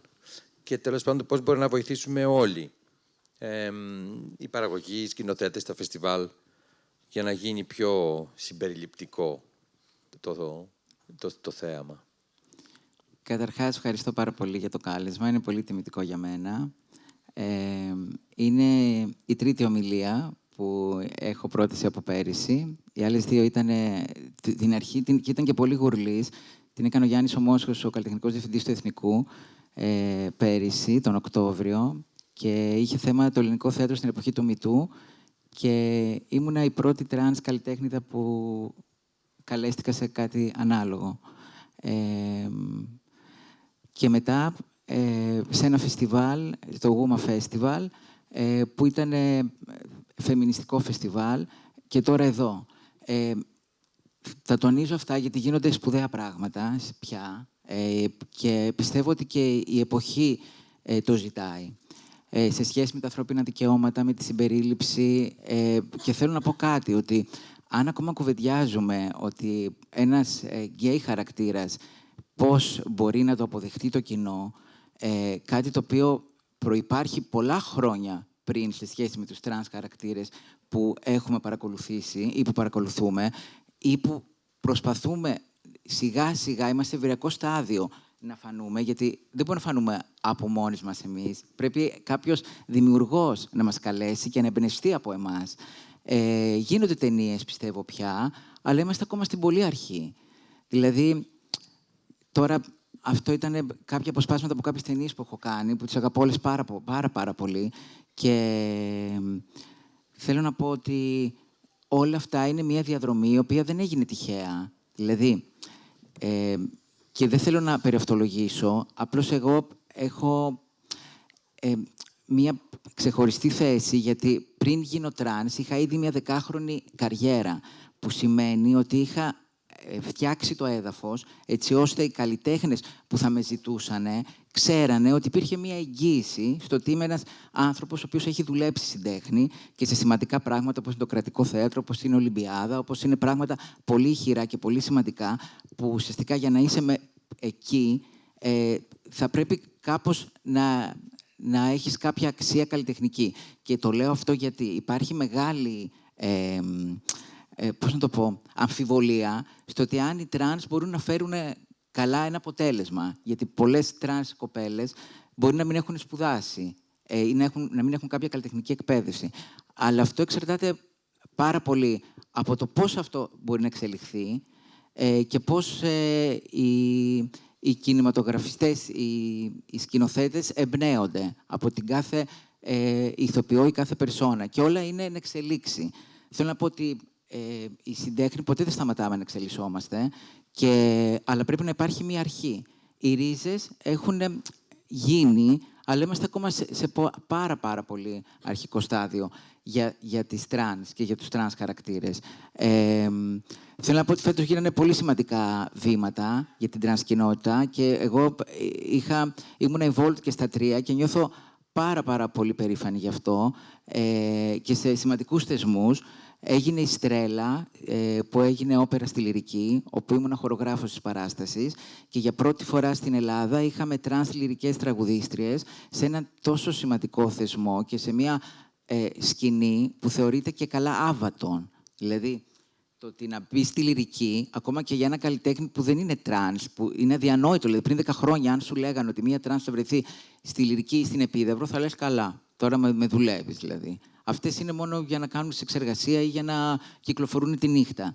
Δηλαδή, αυτό και μόνο δείχνει ότι είμαστε αλλού, δηλαδή, σε σχέση με παλιά. Αλλά αυτό δεν έχει όμως γίνει απόλυτα συνειδητά από όλη την κοινωνία, φυσικά. Και για να γίνει αυτό χρειάζονται παραδείγματα. Οπότε τι χρειάζεται? Παρουσία. Πρέπει οι τρανς να έχουμε παρουσία παντού. Και όπου, βέβαια, πρέπει. Δεν πρέπει, θα ήταν καλό και ωφέλιμο. Και όπου, βέβαια, εμπνέουμε την τέχνη να υπάρξουμε. Γιατί υπάρχουν καλλιτέχνηδες που έχουν και το ζήλο και το μεράκι και το ταλέντο και είναι κρίμα να μην δείξουν το ταλέντο τους. Γιατί ένας τρανς καλλιτέχνης, εκτός από καλλιτέχνης, μπορεί να δείξει μία άλλη οπτική που είναι πάρα πολύ σημαντική και φέρνει ένα βάρος, γιατί ουσιαστικά έχει υπάρξει με 2 ταυτότητες και θα θυμηθώ κάτι το οποίο δεν το θεωρώ και ταμπού να το πω για τις διαμφιλικές καλλιτέχνηδες, γιατί εμένα με εκπροσωπεί αυτό και καλλιτεχνικά.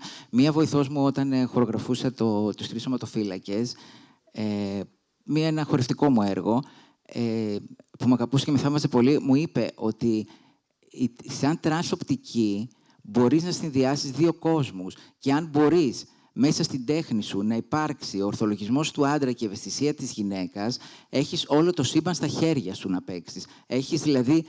Έχεις κλειδιά που ουσιαστικά το ένα φύλλο μόνο του μπορεί να μην το έχει, που εσύ φέρεις και τις 2 ας πούμε προσλαμβάνουσες και ορμονικά και από εμπειρία.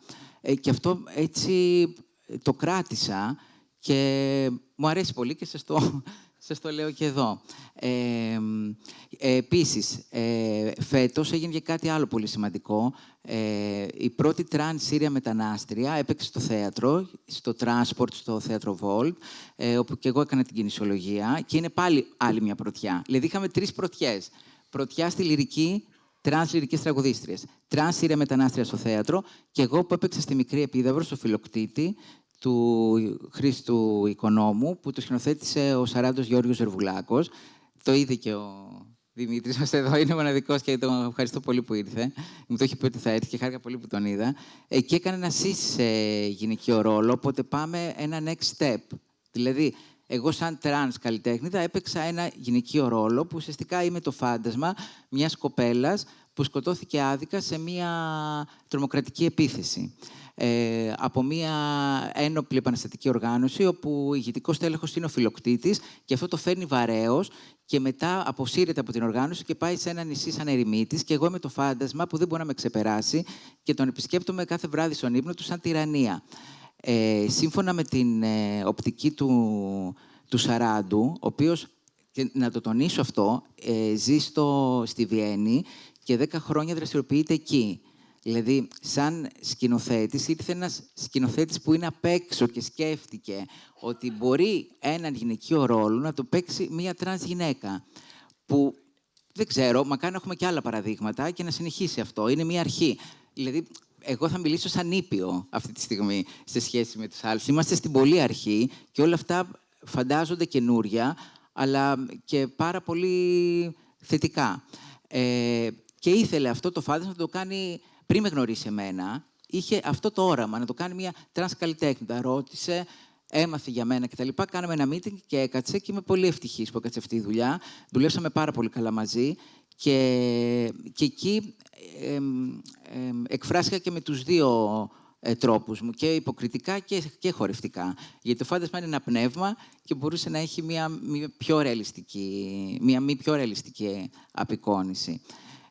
Οπότε να γυρίσω πίσω σε αυτό που μου λες, χρειάζεται να γίνει πολύ δρόμος ακόμα για να μπορέσουμε να είμαστε ορατές.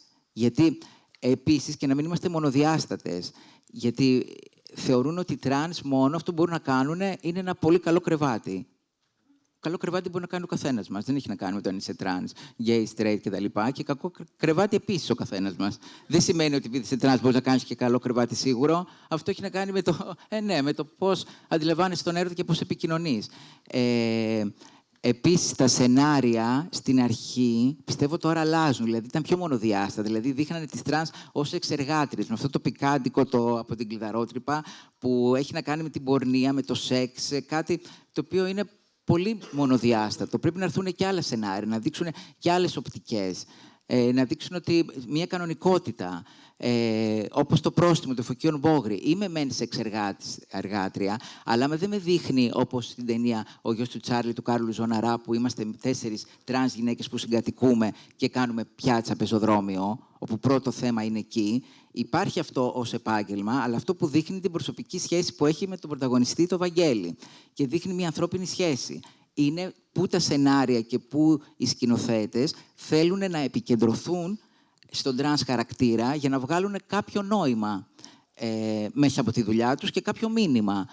Αυτό βέβαια δεν μπορεί να είναι βεβαιασμένο, πρέπει να βγει φυσικά. Δηλαδή, ωραία, μιλάμε για συμπερίληψη και για ότι πρέπει...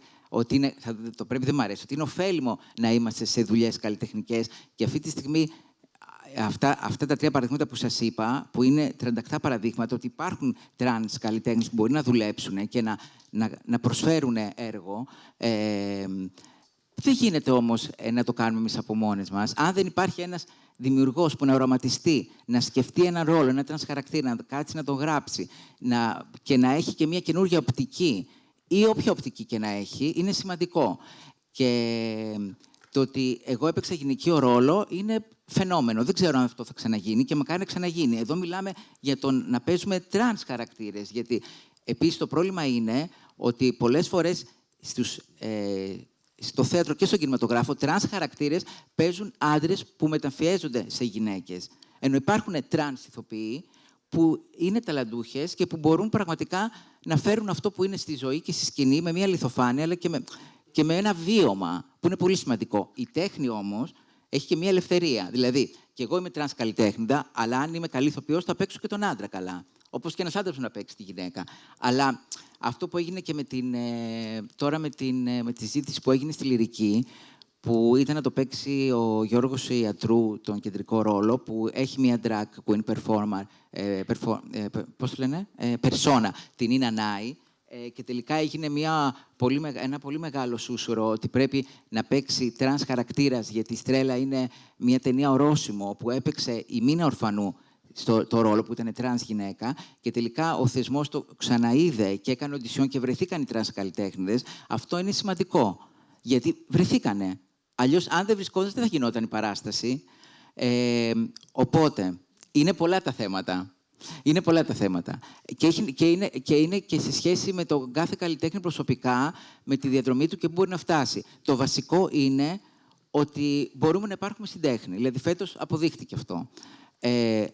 Όμως, να μην είναι ότι ανοίξαμε την πόρτα, στο φτωχό συγγενή και του δώσαμε ένα φρούγκλα σε ένα κάτσι είναι ότι αυτό το πράγμα είναι καλό να συνεχίζει να γίνεται θεσμικά. Και αυτό που το αγγίξανε σημαντικοί θεσμοί, Εθνική Λυρική Σκηνή, Φεστιβάλ Αθηνών, τώρα με το κάλεσμά μου εδώ, βέβαια εσείς έχετε και το αφιέρωμα στις ταινίες. Βέβαια, να δούμε και από αυτές τις ταινίες, οι τρανς χαρακτήρες σίγουρα θα είναι λιγότερες από ότι οι άλλοι χαρακτήρες. Οπότε, εγώ εύχομαι, γιατί είμαι θετικός άνθρωπος, ότι όλα θα πηγαίνουν όλο και προς το καλύτερο. Μπορώ να προτείνω κάτι, το είχα προτείνει και στο Εθνικό, ότι για να υπάρχει ένα κίνητρο για τους δημιουργούς και να μπορούν να υπάρχει ένας δρόμος για να μπορέσουν να εμπνευστούν, μπορεί να γίνει, πώς να το πω, ένας διαγωνισμός ή θεατρικού έργου ή σεναρίου, που να υπάρχουν τρανς χαρακτήρες ή non-binary άτομα, κάτι καινούριο, το οποίο καταγράφει και την εποχή. Γιατί η κάθε εποχή είναι ωραία μέσα από τον κινηματογράφο και από την τέχνη να καταγράφεται.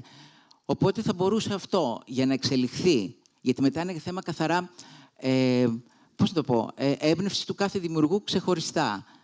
Και αυτό θα αργήσει. Σκεφτείτε ότι ποια επόμενη ταινία, το 8 έγινε η Στρέλα, που ήταν πρώτη φορά που είδαμε τρανς γυναίκα πρωταγωνίστρια σε μια ταινία που άφησε εποχή. Ποια επόμενη ταινία ήρθε μετά από το 8 με ένα τρανς κεντρικό χαρακτήρα, να τον δούμε, ας πούμε. Και δεν είναι ότι δεν θα μπορούσε να γίνει, είναι ότι απλώς το μυαλό δεν το σκέφτηκε ή δεν τον αφορά. Αυτά. Να σε ρωτήσω κάτι. Ναι, αγάπη.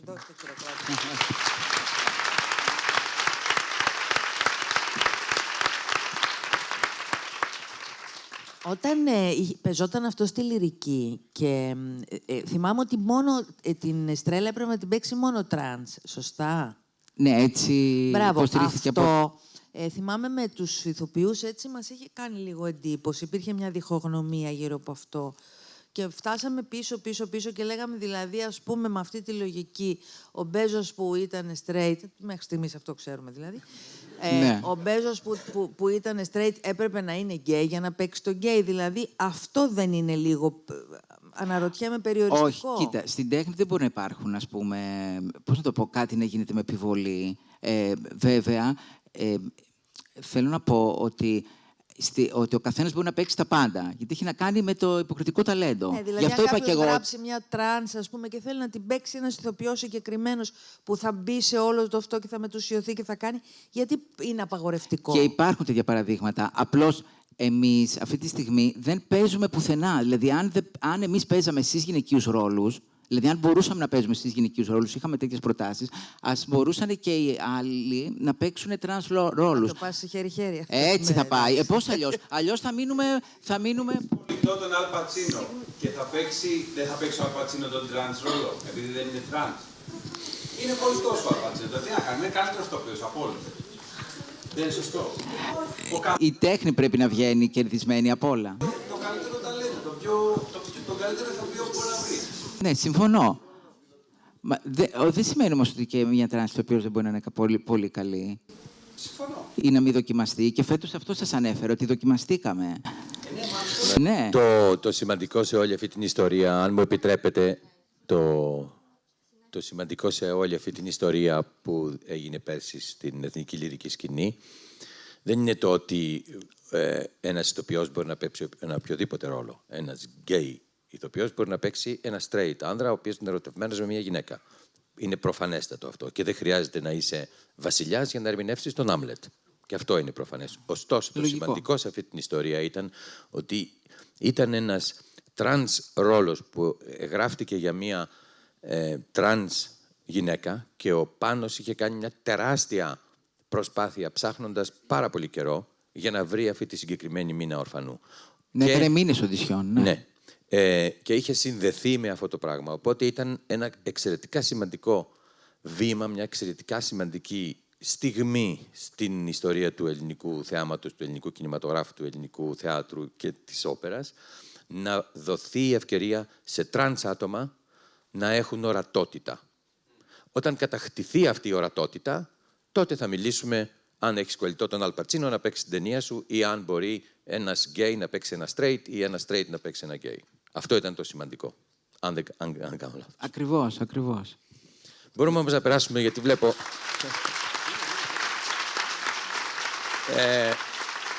Νομίζω ότι υπάρχουν ερωτήσεις από το κοινό και άλλες, οπότε να δώσουμε το μικρόφωνο σε ερωτήσεις. Ντρέπονται στην αρχή και μετά δεν σταματάνε. Να, ορίστε. Να κάνω ένα μικρό σχόλιο μέχρι να ζεσταθεί το κοινό. Όλη αυτή η συζήτηση με το ποιος πρέπει να παίξει τι, ποιος πρέπει να πει τι, έχει νομίζω κάπως μπλέκουμε διαφορετικά πράγματα. Είναι πολύ διαφορετικό το casting, πολύ διαφορετικό το ποιος παίζει τι στο θέατρο, όπου υπάρχει η σκηνοθετική ματιά μπορεί να απομακρυνθεί από το ρεαλισμό πάρα πολύ, ενώ πολύ διαφορετικό το casting ενός ρόλου στον κινηματογράφο, που κατά κανόνα είναι δέσμιος του ρεαλισμού. Αυτό είναι ένα κομμάτι. Και το άλλο κομμάτι είναι οι αφηγήσεις, που λέμε ότι, ας πούμε, ότι απουσιάζουν οι χαρακτήρες αυτοί. Εγώ νομίζω ότι το βασικό που... η έδρα του προβλήματος είναι ποιος έχει πρόσβαση στο μικρόφωνο. Δεν είναι ακριβώς ποιες ιστορίες λέγονται, αλλά από ποιος λέει τις ιστορίες. Και νομίζω ότι το ζητούμενο είναι ότι μέχρι τώρα την πλειοψηφία του χρόνου μπροστά στο μικρόφωνο την είχαν οι straight άντρες. Και πάμε, ας πούμε, να διορθώσουμε αυτό και να σταθούν και γυναίκες περισσότερο μπροστά στο μικρόφωνο και να σταθούν και όχι straight και trans κτλ. Και από εκεί και πέρα, άπαξ και δώσουμε ισότιμα το μικρόφωνο, ας πούνε ό,τι γουστάρουν μπροστά στο μικρόφωνο. Το λέω αυτό γιατί καμιά φορά έχω την αίσθηση ότι υπάρχει ένας υπόκοφος, μια συναλλαγή, ότι έλα τρανς άτομο στο μικρόφωνο, αλλά θα μας πεις μόνο για τα τρανς θέματα. Θα μας μιλήσεις για την ταυτότητά σου. Δεν θα μας πεις, ας πούμε, για τα cis ζητήματα, δεν θα μας πεις για πολιτική, δεν θα μας πεις, ας πούμε, για το μεσανατολικό. Όχι, θα μας πεις, ας πούμε, για το θέμα σου με το φίλο σου. Αντίστοιχα, ας πούμε, έλα εσύ, μαύρη καλλιτέχνη, και θα μας πεις όμως μόνο για τα μαύρα θέματα. Νομίζω είναι σημαντικό να κάνουμε αυτές τις διαχωρίσεις όταν μπαίνουμε σε αυτή την κουβέντα, γιατί, ναι, τέλος πάντων... Ναι, έχεις πάρα πολύ μεγάλο δίκιο. Και αυτό το πέρασε και το αμερικάνικο σινεμά με τους μαύρους, με τους Αφροαμερικανούς. Κάποια εποχή ένας μαύρος ήταν μόνο για τα θέματα της ισότητας και της συμπερίληψης. Και ξαφνικά βλέπουμε μαύρους χαρακτήρες, που ο οποίος είναι ένας αστυνομικός και μπορεί να είναι και κακός επίσης. Εγώ και αυτό είναι πολύ σημαντικό. Από τον κόσμο των εικαστικών το έχω εισπράξει αυτό σαν σχόλιο. Ότι αν είσαι μαύρος καλλιτέχνης, δεν μπορείς να κάνεις καριέρα σήμερα, ας πούμε, αν δεν θίξεις το θέμα της μαύρης ταυτότητας. Ότι όλοι περιμένουν να ακούσουν αυτό και μόνο αυτό από σένα. Να ακούσουμε τον κύριο που ζήτησε. Είναι καλή πάσα αυτό, γιατί κάτι σχετικό. Προφανώς έχει ενδιαφέρον να είναι ρεαλιστικός ένας γκέι χαρακτήρας. Είναι σωστό να δείχνει την κοινωνική διάσταση της ζωής του, τα προβλήματα, τον κοινωνικό ρατσισμό κτλ. Αλλά νομίζω είναι εξίσου σημαντικό μέσα σε ένα σενάριο ένας γκέι χαρακτήρας να μην θίγεται τόσο πολύ ως επίκεντρο η σεξουαλική του ταυτότητα, το κοινωνικό δράμα που ζει, και να είναι ένας απλός χαρακτήρας όπως όλοι οι υπόλοιποι στο σενάριο. Που νομίζω φέτος στην ελληνική τηλεόραση είναι μόνο σε μία σειρά αυτό που συμβαίνει. Αν δεν κάνω λάθος. Τώρα, εντάξει, γιατί μπορεί, εξαρτάται την ιστορία. Ναι, σε μια ιστορία, τώρα σου πήρα το λόγο να απαντήσω, αλλά μπορεί να απαντήσω. Αλλά, ναι, υπάρχει μια ιστορία που μπορεί να είναι η σεξουαλικότητα του χαρακτήρα να είναι το βασικό ζητούμενό της, και όντως δεν πρέπει να μιλήσει γι' αυτό, αλλά ας πούμε ο Γιάννης στους Απαράδεκτους, νομίζω αν έπρεπε να τον χαρακτηρίσει με 5 επίθετα, το ότι ήταν γκέι δεν ήταν το βασικότερο. Ήταν άλλα τα πρωτεύοντα χαρακτηριστικά του. Ενώ ως προς το πώς συνέφερε στη δραματουργία. Ότι δεν ήταν στη δραματουργία ως γκέι, ήταν πιο πολύ, ως ξέρω κι εγώ, ξινός ή ως έξυπνος, ως κτλ. Πάντως... Χρειαζόμαστε περισσότερα σενάρια που να εντάσσουν τους γκέι χαρακτήρες μέσα στο σενάριο και στην υπόθεση, και όχι να βλέπουν απλά το κοινωνικό δράμα που ζει ένας γκέι χαρακτήρας. Αυτό. Τι λες για αυτό το... Μ' αρέσει αυτή η ερώτηση, θες να το... Ναι. Νομίζω ότι αυτό προσπάθησα να θίξω και πριν, στην πραγματικότητα, ότι φέρει πίν τώρα, ας πούμε, όντως, στην απόσταση εμείς κάναμε αυτό το πράγμα. Δεν ήταν το τραύμα που καλούσε το κοινό να παρακολουθήσει αυτό το έργο, ας πούμε, αλλά ήταν η καύλα. Ήταν ο έρωτας. Δηλαδή ήταν ότι δύο άνθρωποι συναντιούνται και αρέσουν ένας τον άλλον και έρχονται κοντά και γίνεται κάτι μεταξύ τους, ας πούμε. Αυτό είναι πάρα πολύ σημαντικό.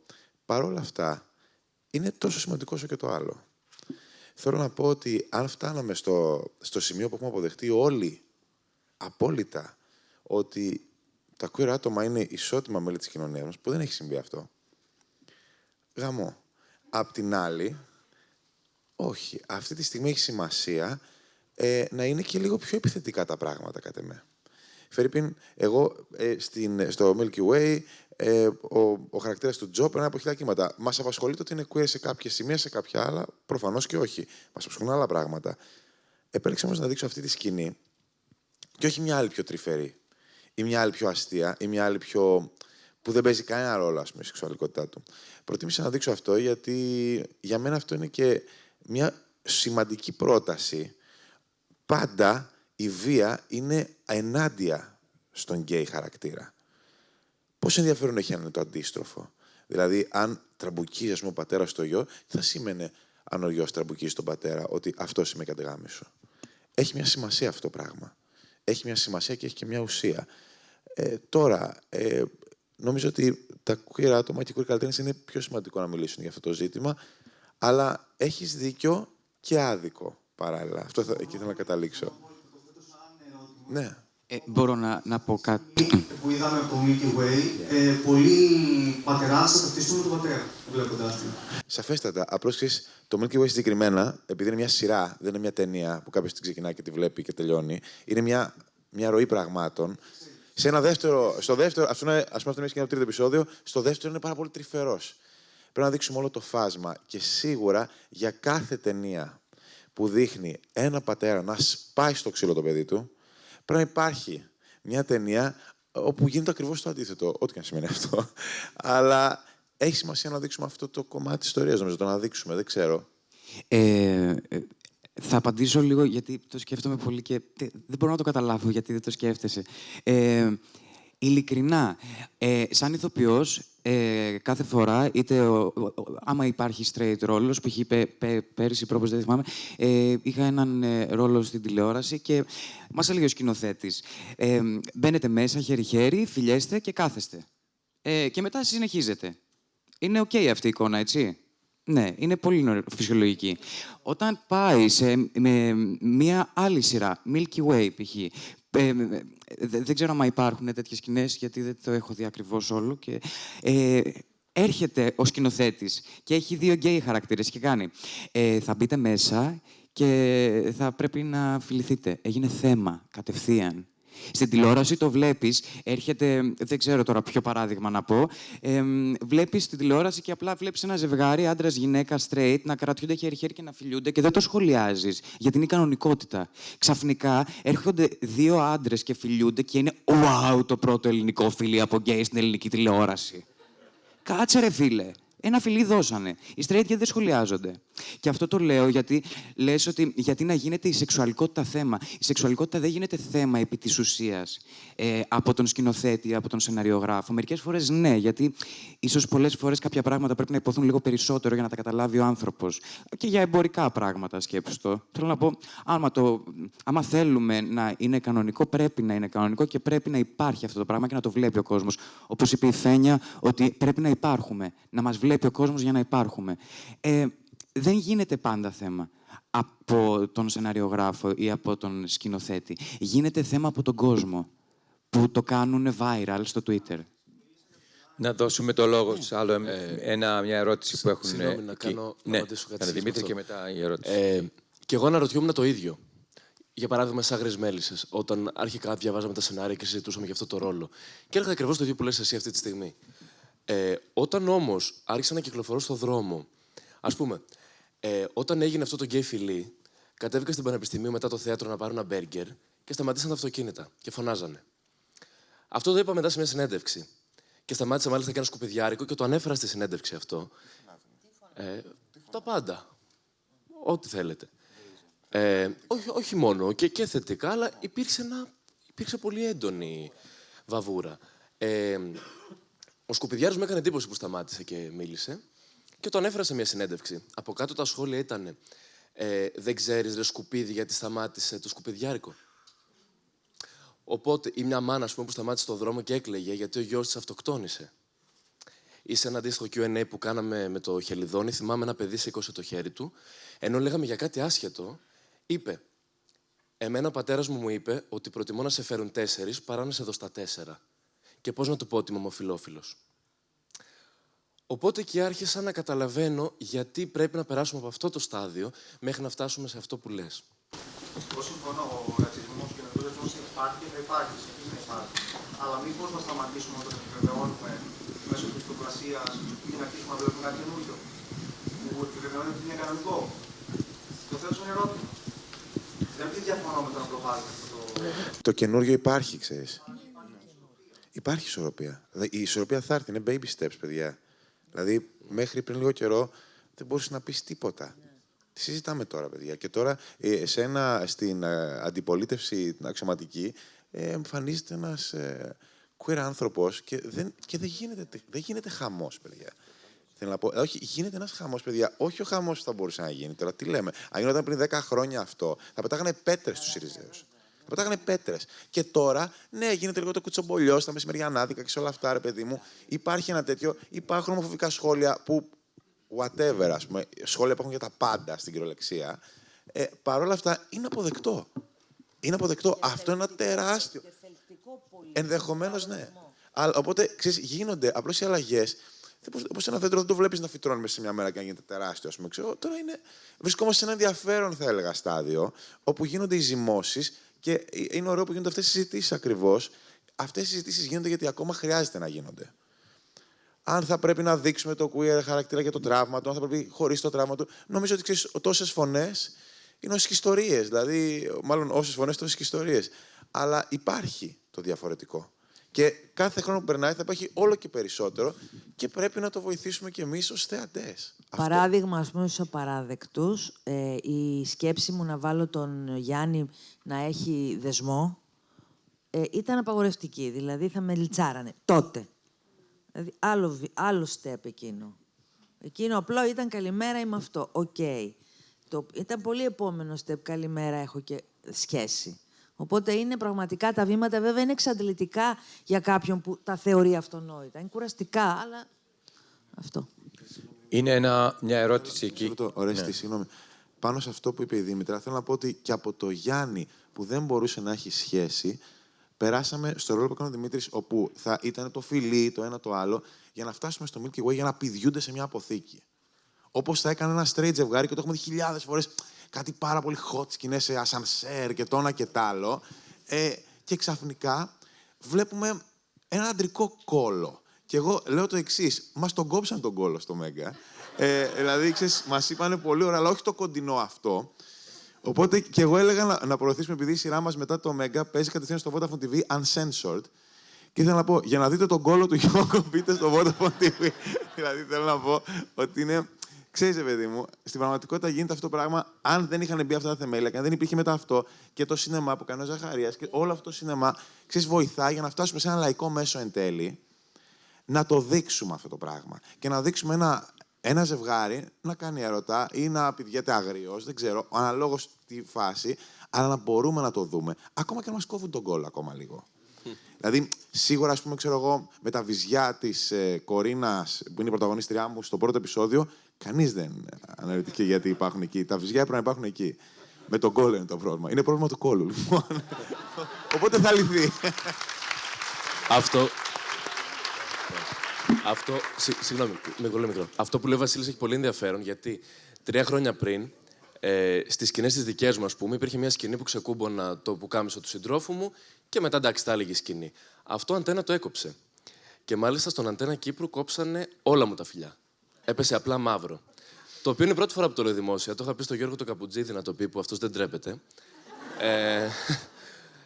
Αλλά ναι, οπότε τώρα το ότι πάμε στο Milky Way και βλέπουμε μια ερωτική σκηνή μεταξύ αντρών είναι ένα βήμα. Ναι. Παρακαλώ. Θα ήθελα να ξεκινήσω με ένα μεγάλο μπράβο στους διοργανωτές αυτής της συζήτησης, που σε συνδυασμό με την περσινό πρώτο μέρος μας πήγανε σε ένα πολύ ενδιαφέρον ταξίδι των απεικονίσεων της queer κοινότητας στην ελληνική οθόνη. Αν πέρσι πήραμε μια γεύση από τα χρόνια της αορατότητας, όπως τα περιέγραψε ο Κωνσταντίνος Κυριακός και από την πλούσια βιβλιογραφία,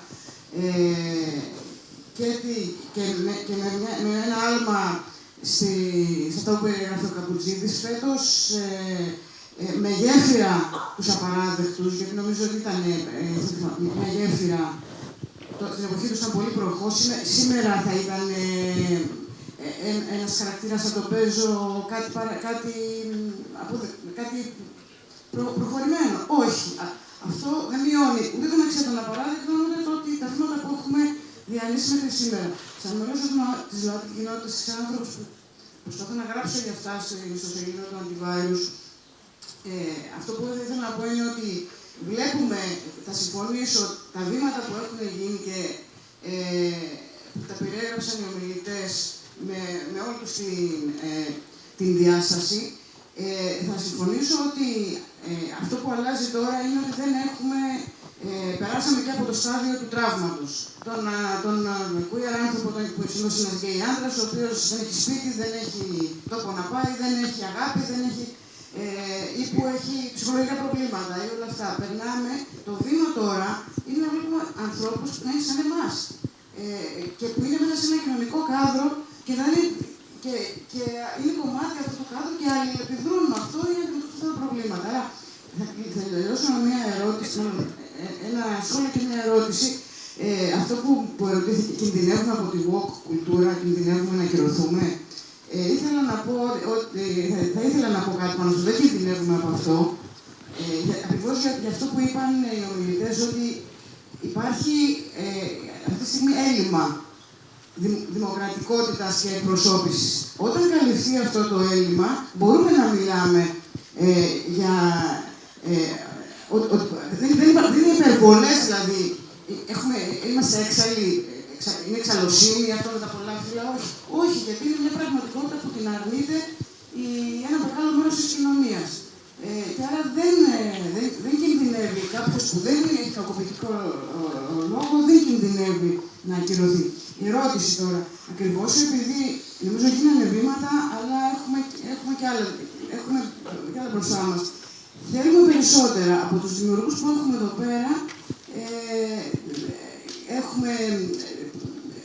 Θα ήθελα να ακούσω τα επόμενα βήματα, έχοντας πια κάνει και παρουσία στο εξωτερικό και έχοντας πια πληθύνει και πλουτίσει την εικόνα που έχουμε σήμερα, κάποιες ιδέες για το πώς αυτό το πράγμα μπορεί να μεγεθυνθεί και πρέπει. Ευχαριστώ. Να πω κάτι για το Γιάννη, τους απαράδεκτους, ότι γιατί έχει δεχτεί κριτική σαν αναπαράσταση, ως η θηλυπρέπειά του ήταν καρικατούρα. Νομίζω ότι το γεγονός ότι είναι σάτυρα πρέπει να το λάβουμε υπόψη μας, γιατί η σάτυρα παίζει με τα στερεότυπα εξορισμού. Δεύτερον, νομίζω ότι πλέον έχουμε φτάσει σε μια εποχή που μπορούμε να υπερασπιστούμε τη θηλυπρέπεια. Ότι η θηλυπρέπεια δεν είναι καρικατούρα, it's okay να είσαι όσο κουλή θες. Είτε είσαι straight, είτε είσαι gay, είτε ως οτιδήποτε. Ότι πραγματικά ας αποδεχτούμε την θηλυπρέπεια ως μια πολύ ευχάριστη έκφραση, σωματική, διαλόγων κτλ. Τώρα, ως προς το τι μελιγενέστε για το μέλλον, δεν ξέρω τι να πω. Απλώς θέλω να πω ότι και για τους γκέι καλλιτέχνες, γιατί καταλαβαίνω ότι είναι πολλές φορές οι σύμμαχοι, οι straight σύμμαχοι τέλος πάντων, είναι καλοπροαίρετοι και θεωρούν ότι, ότι προβάλλουν τη δικιά τους την καλή προδιάθεση και στάση στην κοινωνία. Και δυσκολεύονται να καταλάβουν ότι η κοινωνία είναι πολύ διαφορετική από το πώς είναι ο σύμμαχος. Και όντας ένας γκέι καλλιτέχνης, να μοιραστώ είναι μια λεπτομέρεια τέλος πάντων. Απλώς για να καταλάβετε ότι τι μπορεί να σημαίνει να κάνεις τέχνη. Καλά, μπορεί να σημαίνει πολλά εμπόδια. Εγώ ευτυχώς δεν ένιωσα ποτέ ότι συνάντησα εμπόδια, ότι βίωσα διάκριση γι' αυτό. Αλλά σας πω μια πολύ προσωπική διάσταση αυτού του πράγματος. Όταν έκανα την πρώτη μου ταινία, τον Ξεναγώ, η οποία είχε και ένα coming out story μέσα. Θυμάμαι, από ένα σημείο και μετά τη διάρκεια της διαδικασίας της δημιουργίας, είχα στο μυαλό μου συνέχεια μια θεία μου. Ερχόταν και πρόβαλε μέσα στο κεφάλι μου. Η θεία μου και η θεία μου, θα τη δει η θεία μου, θα τη δει η θεία μου. Και σιγά σιγά συνειδητοποίησα ότι θα ερχόταν η ώρα που θα πεζόταν αυτή η ταινία και θα ερχόταν αυτή η θεία μου η αγαπημένη, που ήταν σημαντικό κομμάτι της ανατροφής μου, στην οποία δεν είχα κάνει coming out. Και ήταν ίσως το πιο κοντινό μου άτομο, μάλλον ναι, το πιο σημαντικό άτομο, ας πούμε, στο οποίο δεν είχα κάνει coming out. Και σκεφτόμουν να πω, θα τη δει την ταινία, ας πούμε. Όχι ότι δεν ήταν Δεν θεωρώ ότι ήταν ομοφοβική η θεία μου, έχει πεθάνει πλέον. Αλλά... Όχι, όχι. Δεν την είδε την ταινία. Ναι, όχι, αλλά... Η αίσθηση, τέλος πάντων, το να είσαι ένας ομοφυλόφιλος καλλιτέχνης που θα εκτεθείς μέσα από αυτό, σημαίνει πολλές φορές ότι θα στεναχωρήσεις ανθρώπους αγαπημένους σου. Όχι γιατί είναι ντεκεσόν κακοπροαίρετος ο άλλος, γιατί είναι ομοφοβικός κτλ. Απλά και μόνο γιατί αναγνωρίζει ότι ζούμε σε μια κοινωνία που το να είσαι ομοφυλόφιλος είναι ένα πρόβλημα. Και αυτό το λέω απλώς για να πετάξω λίγο στο τραπέζι, τι μπορεί να σημαίνει το βίωμα ενός καλλιτέχνη. Αυτό λέει και πόσο μάλλον, και να αφαιρέσω την καλλιτεχνική ιδιότητα και μιλήσω απλώς ενός queer ατόμου, ας πούμε, ότι να μεγαλώνεις και να ξέρεις ότι ακόμη και αν μεγαλώνεις σε ένα πολύ υποστηρικτικό περιβάλλον, να ξέρεις ότι κάτι που είναι δικό σου, μέσα σου, που είσαι εσύ, είναι κάτι που θα στεναχωρήσει τους αγαπημένους σου. Αυτό είναι ένα πολύ μεγάλο βάρος που μπορεί να φέρεις πάνω σου. Εννοείται μπορείς να το αξιοποιήσεις δημιουργικά και να γράψεις, να το διηλύσεις μέσα από την τέχνη και να κάνεις ιστορίες. Αλλά είναι και μια μεγάλη πρόκληση. Το λέω κυρίως απευθύνομαι στους συμμάχους, ότι θέλει μεγαλύτερη προσπάθεια για να μπείτε στα παπούτσια μας και στην οπτική μας και να καταλάβετε τις προκλήσεις που μπορεί να έχει το να είσαι ένας queer καλλιτέχνης και να θες να πεις την ιστορία σου, να πεις την ιστορία του αλληνού, να εκτεθείς κτλ. Άλλη ερώτηση. Ναι. Καλησπέρα, ευχαριστώ πολύ. Θέλω να ρωτήσω, πού είναι η λεσβία από τις σειρές? Σιγά σιγά, όλοι. Ένα. Αυτό είπα κι εγώ. Και άλλο γράμμιση, ήμουν ανάμεσα στο μόνο, και σε ευχαριστώ για το σχολείο σου και με το που το ανέφερες, ξαφνικά κάνω ένα brainstorm και λέω, όπα, θυμήθηκα στην πολυκατοικία ένα 5 λεπτό ή 5 επεισόδια με την Μελιώτη. Αυτό ήταν. Μετά, πια. Γιατί πιστεύετε όσοι ασχολείστε με το σενάριο και εσείς ακόμα οι ίδιοι και οι ίδιες, γιατί δεν αναφέρετε κάτι στα δικά σας έργα? Ή και γιατί υπάρχει αυτή η απουσία μεγάλη μιας τέτοιας το Milky Way. Έχει. Και ήθελα να σε ρωτήσω, αλλά το σχολιάρι τώρα, παιδιά. Δεν πειράζει. Όχι, γιατί είναι ώρα για μια συζήτηση, παιδιά. Ελπίζω να μην το πείτε όλοι. Δηλαδή, και σίγουρα αυτό δεν είναι το 12-13% που βλέπει το Milky Way. Είναι, δηλαδή, δεν είναι όλο μαζεμένο σε αυτή την αίθουσα. Ήταν κάτι που... Ρε παιδί μου, κοίταξε να δεις. Υπάρχει ένα ζήτημα το ότι εν τέλει τι θες να καλύψεις. Και γίνεται σίγουρα queerbaiting, ρε παιδί μου. Δηλαδή, θέλω να πω ότι πολλοί άνθρωποι χρησιμοποιούν το queer τραύμα ή την queer ιστορία για να πούν κάτι. Σκεφτόμουν αυτό που ο Ζαχαρίας πριν, που είναι πολύ σπουδαίο, ρε παιδί μου. Ότι θέλει, παιδί μου, να μπεις πολύ βαθιά για να δεις, να ζήσεις λίγο στα παπούτσια σου, στα παπούτσια του γκέι καλλιτέχνη που δημιουργεί. Και του γκέι ανθρώπου κατ' επέκταση. Θέλω να πω ότι δεν νομίζω ότι μιλάς μόνο για τον καλλιτέχνη. Μιλάς εννοείς για το τέτοιο. Σαφέστατα το ίδιο συμβαίνει και με μια μάνα που χάνει το παιδί της, παιδί μου, και το ένα και το άλλο. Είναι αστείο όμως ότι όλα τα υπόλοιπα είναι τραυματικά. Δηλαδή όλα τα υπόλοιπα είναι μια σκοταδίλα, ρε παιδί μου, και απ' την άλλη είναι όντως ο γκέι, ο οποίος απλώς ζει τη ζωή του, living his life, και απλώς είναι πρόβλημα αυτό, ξέρω εγώ. Πάντως, ναι, για τις λεσβίες, ας πούμε, εμείς με έναν τρόπο. Με τον τρόπο που το κάνουμε, αν μη τι άλλο, σε αυτή τη σειρά, το προσεγγίζουμε αυτό το ζήτημα σαν συνθήκη. Ευελπιστώ, όχι απογοητευτικά, αλλά αυτό θα κριθεί. Απλώς ήθελα να το πω, επειδή υπήρχε ερώτηση και δεν έχει νόημα να περιμένουμε μέχρι την άλλη Πέμπτη 11 και 10 στο Μέγκα. Δηλαδή, αφού είμαι εδώ, μπορούμε να το πούμε. Αυτό, Ζαχαρία, συγγνώμη που... Απλώς θέλω να πω μια αστεία, αλλά μου θυμήθηκα ένα αστείο περιστατικό που έχει να κάνει με αυτό με το μπείτε στη δικιά μας την οπτική. Με μια φίλη που της είχα κάνει coming out, τέλος πάντων, είχε ξαφνιαστεί, είχε ενθουσιαστεί, είχε δείξει ενθουσιασμό και μετά κάπως συζητάγαμε, ας πούμε, και κατάλαβε, συνειδητοποίησε ότι υπάρχουν ομοφυλόφιλοι που ψηφίζουν δεξιά. Και της είχε... δηλαδή, για κάποιο λόγο θεωρούσε ότι το να είσαι ομοφυλόφιλος είναι εξορισμού κάτι πολύ προοδευτικό. Πάντως, ως προς τους λεσβιακούς χαρακτήρες, και εγώ έχω προσπαθήσει. Δηλαδή, είχα γράψει μια σειρά που νομίζω η πρώτη τηλεοπτική εμφάνιση της Γερονικολού ήταν σε ένα λεσβιακό ρόλο που της είχα γράψει. Σε μια αστυνομική σειρά την τελευταία θωρά. Πότε. Ήτανε σάπελο, δεν ήταν το βασικό πλότ. Ήταν στο Σεΐδας, μια σειρά στον Αλφα παλιά. Και στη σειρά, στη Σκοτεινή Θάλασσα που έγραφα πρόπερση, ήταν ένα ζευγάρι που ήταν βιτρίνα. Ήταν γκέι και λεσβία, ζούσαν στην επαρχία και ήταν συνειδητά. Το οποίο παραδόξως ήταν και το πιο λειτουργικό ζευγάρι της σειράς. Γιατί ήταν ξεκάθαρα τα πράγματα μεταξύ τους. Τέλος πάντων, έχουμε τα παιδιά μας, είμαστε εμείς και κάνεις τη ζωή σου και κάνω τη ζωή μου. Απλώς να επισημάνω ότι έχω την αίσθηση ότι είναι λίγο και ενδεχομένως να αντανακλά και μια κοινωνική πραγματικότητα. Γιατί οι λεσβίες είναι επίσης αόρατες και στην κοινωνία. Το οποίο φυσικά δεν θα τολμούσα να πω γιατί, δεν ξέρω. Αλλά είναι όντως, νομίζω ότι είναι ο πιο. Από όλο αυτό το. Ας μην το αξιολογήσω. Αυτό είναι το male fantasy, γι' αυτό. Επειδή λες γιατί δεν είναι, γιατί γυρνάνε και τις παίζουν μετά. Είναι διαφορετικό, είναι αποδεκτό. Είναι, για τον άντρα, το straight, το μάγκα, είναι καλαισθησία το γκέι ζευγάρι.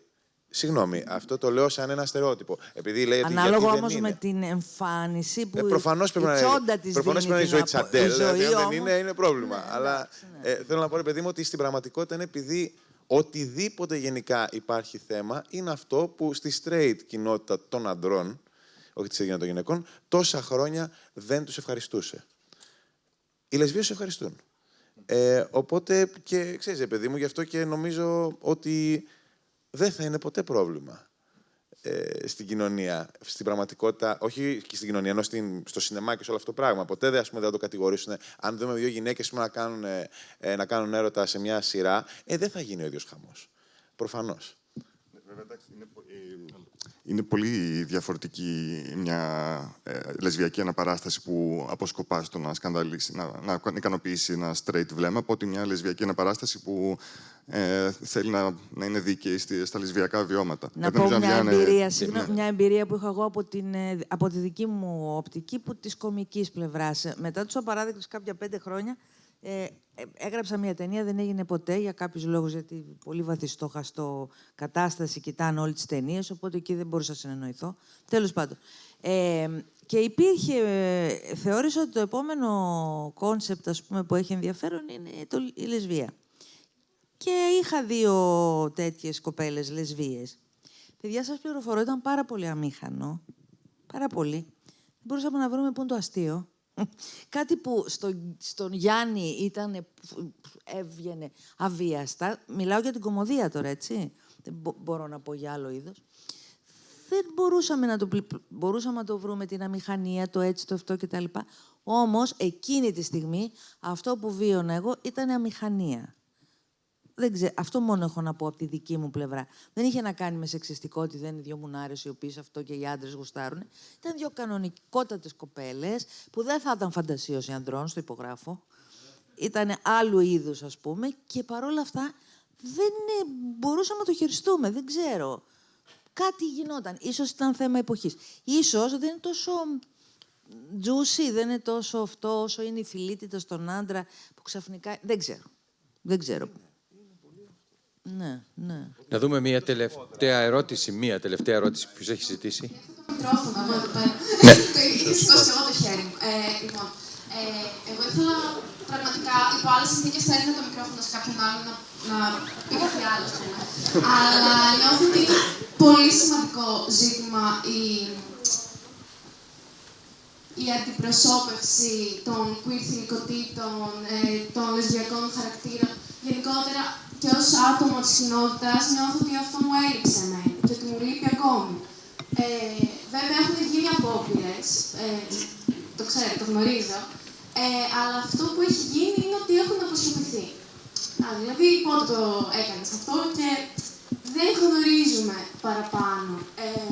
Επειδή η κοινωνία τα έχει αποσιωπήσει πολύ αισθητά. Ένα μεγάλο ζήτημα είναι και η φετιχοποίηση που αναφέρθηκε. Τεράστιο ζήτημα νιώθω. Και πολύ σημαντικό που γίνεται αυτή η συζήτηση αυτή τη στιγμή. Και γι' αυτό θέλω να συνεχιστεί ίσως. Τι να πω, πραγματικά δεν έχω κάποια συγκεκριμένη ερώτηση, επειδή έγινε και πριν για τους σεναριογράφους, μετά πώς ίσως σκηνοθετικά μπορεί να το προσεγγίζεις αυτό. Το λεσβιακό σεξ, το λεσβιακό έρωτα, το φλερτ.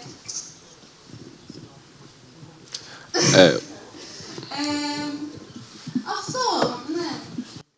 Έχει δίκιο πάντως. Μια σύντομη απάντηση, να δώσουμε άλλη μια ερώτηση. Όπως είπα και νωρίτερα. Όχι. Όπως είπα και νωρίτερα, οι γυναίκες είναι υπό ακόμα και σε αυτό. Και μέχρι να ξεφύγουμε από την αντικειμενοποίηση της γυναίκας και να μπορέσουμε να το δούμε σε όλες τις εκφάνσεις και σε όλες τις προτιμήσεις, έχουμε ακόμα δρόμο. Αλλά επειδή νομίζω έχουμε πολύ ωραίους δημιουργούς στην Ελλάδα, ότι μπορούμε να βγάλουμε τη φωνή και για αυτή την μειονότητα. Γιατί είναι μια μειονότητα. Και να προσθέσω και μια λεπτομέρεια που λίγο συνδέει και αυτό την απορία της Δήμητρας. Μια γυναίκα που αντροφέρνει δεν είναι πρόβλημα. Ένας άντρας που είναι θηλυπρεπής είναι πρόβλημα. Αυτό έχει τεράστια διαφορά. Γιατί το πρόβλημα το φέρουν κυρίως οι άντρες. Δηλαδή είναι τι ενοχλεί τους άντρες. Επειδή ζούμε σε μια πατριαρχική κοινωνία και το αρσενικό είναι το πρώτο. Πάντως, για να δώσω και μια απειροελάχιστη απάντηση σε αυτό που είπε η φίλη μας εδώ, ότι από τη δική μας σκοπιά αυτό που μπορούμε να κάνουμε για να μην φετιχοποιείται όλο αυτό είναι πολύ απλό. Να μην είμαστε ειδωνοβλεψίες. Δηλαδή, θέλω να πω, έχει σημασία που στείνεις την κάμερα. Έχει σημασία που πας. Πώς παίζουν οι ηθοποιοί σου. Αυτό όμως έχει να κάνει με εσένα. Δεν είναι κάτι που διδάσκεται. Δεν είναι κάτι που μπορεί να το κάνεις για να είσαι politically correct. Είναι αν όντως είσαι ειδωνοβλεψίας ή αν δεν είσαι ειδωνοβλεψίας. Και δεν θέλω ότι είναι καν κακό να είσαι ειδωνοβλεψίας. Αλλά θέλω να πω, ρε παιδί μου, δεν μπορώ να το κατηγορήσω, ρε παιδί μου, θέλω να πω ότι κάποιον που αρέσει να βλέπει νομίμως. Αλλά θέλω να πω ότι όντως το πώς θα δείξουμε ένας άντρας σκηνοθέτης, straight άντρας σκηνοθέτης, πώς θα δείξει το gay sex ανάμεσα σε δύο γυναίκες, έχει να κάνει με το σεβασμό. Έχει να κάνει με την ευαισθησία, έχει να κάνει με τέτοια πράγματα, τα οποία όμως όντως δεν μπορούμε να γίνουν κίνημα. Δεν μπορεί να γίνει μάχημα γι' αυτό. Αν ο άλλος κάνει την ταινία εν τέλει για να δει τα βυζιά της τάδε, δεν μπορείς να κάνεις κάτι γι' αυτό. Μπορείς να ρίξεις μαύρο στην ταινία. Αλλά ξέρεις, μετά είναι δημοκρατικό στην πραγματικότητα. Αυτός κάνει την ταινία, εσένα δεν σου αρέσει η ταινία. Και κάπως έτσι χτίζει τη ιστορία του σινεμά. Συγγνώμη, μπορώ καταχρηστικά λίγο να Μία τελευταία ερώτηση και θα είναι η τελευταία ερώτηση. Ακριβώς είναι καταχρηστικά σας φέρνω τον λόγο, γιατί συμμετέχω στο φεστιβάλ ως σεναριογράφος και ηθοποιός μιας ταινίας που έχει κάνει την πρεμιέρα της εδώ πέρα, με τον σκηνοθέτη τον Αλέξη τον Τζάφα, που μιλάει και για την σχέση των γυναικών. Οπότε υπάρχουν και ερωτικές σκηνές μέσα σε αυτή την ταινία. Και πάνω σε αυτό που είπατε, θέλω να πω και δημόσια τα εύσημα στο σκηνοθέτη που χειρίστηκε με τέτοιο σεβασμό τις ερωτικές μας σκηνές. Αναρωτιέμαι όμως τόση ώρα για ποιο λόγο η συζήτηση γυρίζει γύρω και δυστυχώς γυρίζει ακόμα γύρω από το αν θα φανεί ο κόλλος, αν εμείς στην ταινία φιλιόμαστε ή παιδιόμαστε ή δεν ξέρω εγώ τι οτιδήποτε. Και δεν ασχολούμαστε με πιο ουσιαστικά ζητήματα. Καταλαβαίνω την ανάγκη σου να υπάρχεις και να υπάρχουμε στον κόσμο. Παρ' όλα αυτά, εγώ όταν έγραφα τις ερωτικές σκηνές, ήμουν πολύ πιο προσανατολισμένη στην έλλειψη επικοινωνίας που υπάρχει πραγματικά στο σεξ. Που οι άνθρωποι δεν μιλάνε, ανεξάρτητα ποιο φύλο είναι. Και δεν με ενδιαφέρει τόσο που είναι δύο γυναίκες που κάνουν τη σκηνή. Και επειδή πραγματικά αναρωτιόμαι τόση ώρα εδώ πέρα, νομίζω ότι ξέρεις πως έχεις 500 φίλους στο Facebook, στο Instagram και νομίζω ότι όλος ο κόσμος έχει την ίδια άποψη με σένα. Και τελικά δεν υπάρχουν άλλοι 100.000 που γράφουν τι σου πήρες εσύ που κτλ. Όλα αυτά. Και νομίζω ότι είναι ένα βασικό ερώτημα που εμένα με αφορά στο ότι γιατί είμαι εδώ πέρα, είναι γιατί είμαι εγώ εδώ πέρα και δεν έχω καλέσει τη θεία μου, τη μαμά μου, με τον Πατζανάκη, για να τους πω, εγώ θα απέχω από αυτή τη συζήτηση, γιατί με εξαντλεί αυτό που λέει η κυρία Ποδοπούλου, να μιλάει για τα αυτονόητα. Δηλαδή, σαν να ρωτάς, ας πούμε, είναι και εμάς θα μας πούσαν να ρωτήσω από τον Αλέξη, τελικά αυτή στην ταινία είναι λεσβία. Θέλω να πω, τι σε νοιάζει, παιδί μου. Είναι σαν να ρωτάς σε κάποιον, εσύ είσαι φυσική τελικά καστανή. Δεν ξέρω πια. Δηλαδή, είναι ένα χαρακτηριστικό που είναι τόσο μελιτέο για μένα και είναι πραγματικά εξαντλητικό. Αλλά νομίζω ότι το πραγματικό ερώτημα είναι γιατί όλοι εμείς εδώ δεν δώσαμε τη θέση μας στον προκατηλημένο θείο, στην τάδε, στον κύριο που έγραψε από κάτω το τι σου πήρες εσύ που σε πούσεις και όλες τις μαλακίες. Γιατί δεν είπαμε σε αυτούς όλους τους ανθρώπους, ελάτε να παρακολουθήσετε εδώ μια συζήτηση με 5 ανθρώπους που έχουν ασχοληθεί με το θέμα και έχουν γράψει γι' αυτό. Και για να μιλήσω για την Φένια, πρόσφατα είχαμε συζήτηση με μια φίλη τρανς, η οποία είχε ολοκληρώσει το 6ο έτος της ιατρικής. Όποιος έχει φτιώσει εδώ ιατρική καταλαβαίνει πόσο τεράστιο ζόρι είναι αυτό. Και δεν την αφήσαμε να πάρει πτυχίο επειδή μόλις είχε κάνει αλλαγή και της είπανε δεν είσαι. Πρέπει να παρουσιαστείς με το φίλο που είσαι ταυτότητες. Έχεις ζητήσει, δεν γίνεται.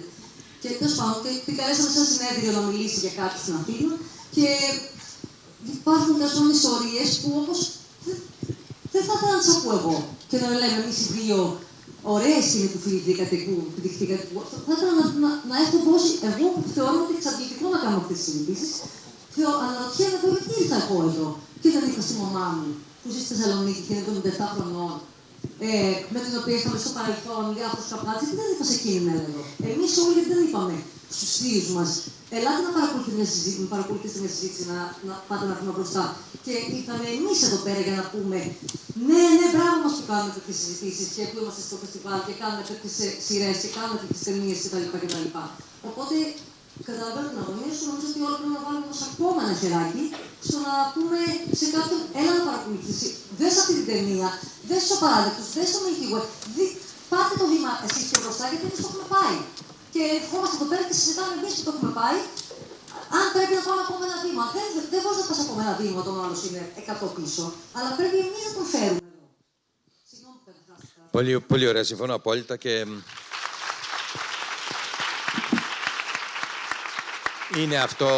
Είναι αυτό το βήμα, αυτό το μικρό βήμα που έχουν κάνει όλοι εδώ οι εκλεκτοί ομιλητές και τόσοι άλλοι στην ιστορία του ελληνικού κινηματογράφου και τηλεόρασης και την ιστορία των τεχνών.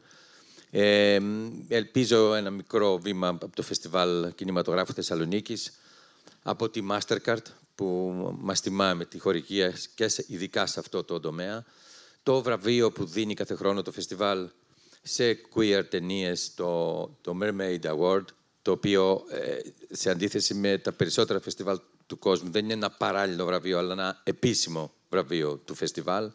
Και θα κλείσω με μια ευχή, όταν οι γκέι χαρακτήρες, οι τρανς χαρακτήρες μέσα στις ταινίες, στα σύριαλ, δεν αντιμετωπίζονται φέροντας το πρόβλημα της σεξουαλικής τους ταυτότητας, αλλά ένα φυσιολογικό άλλο πρόβλημα, ας πούμε, μια τρανς γιατρός που θέλει να πάει στην Ουκρανία για να βοηθήσει τα παιδάκια. Και αυτό θα είναι ένα πολύ σημαντικό βήμα. Ευχαριστώ πολύ, να είστε καλά.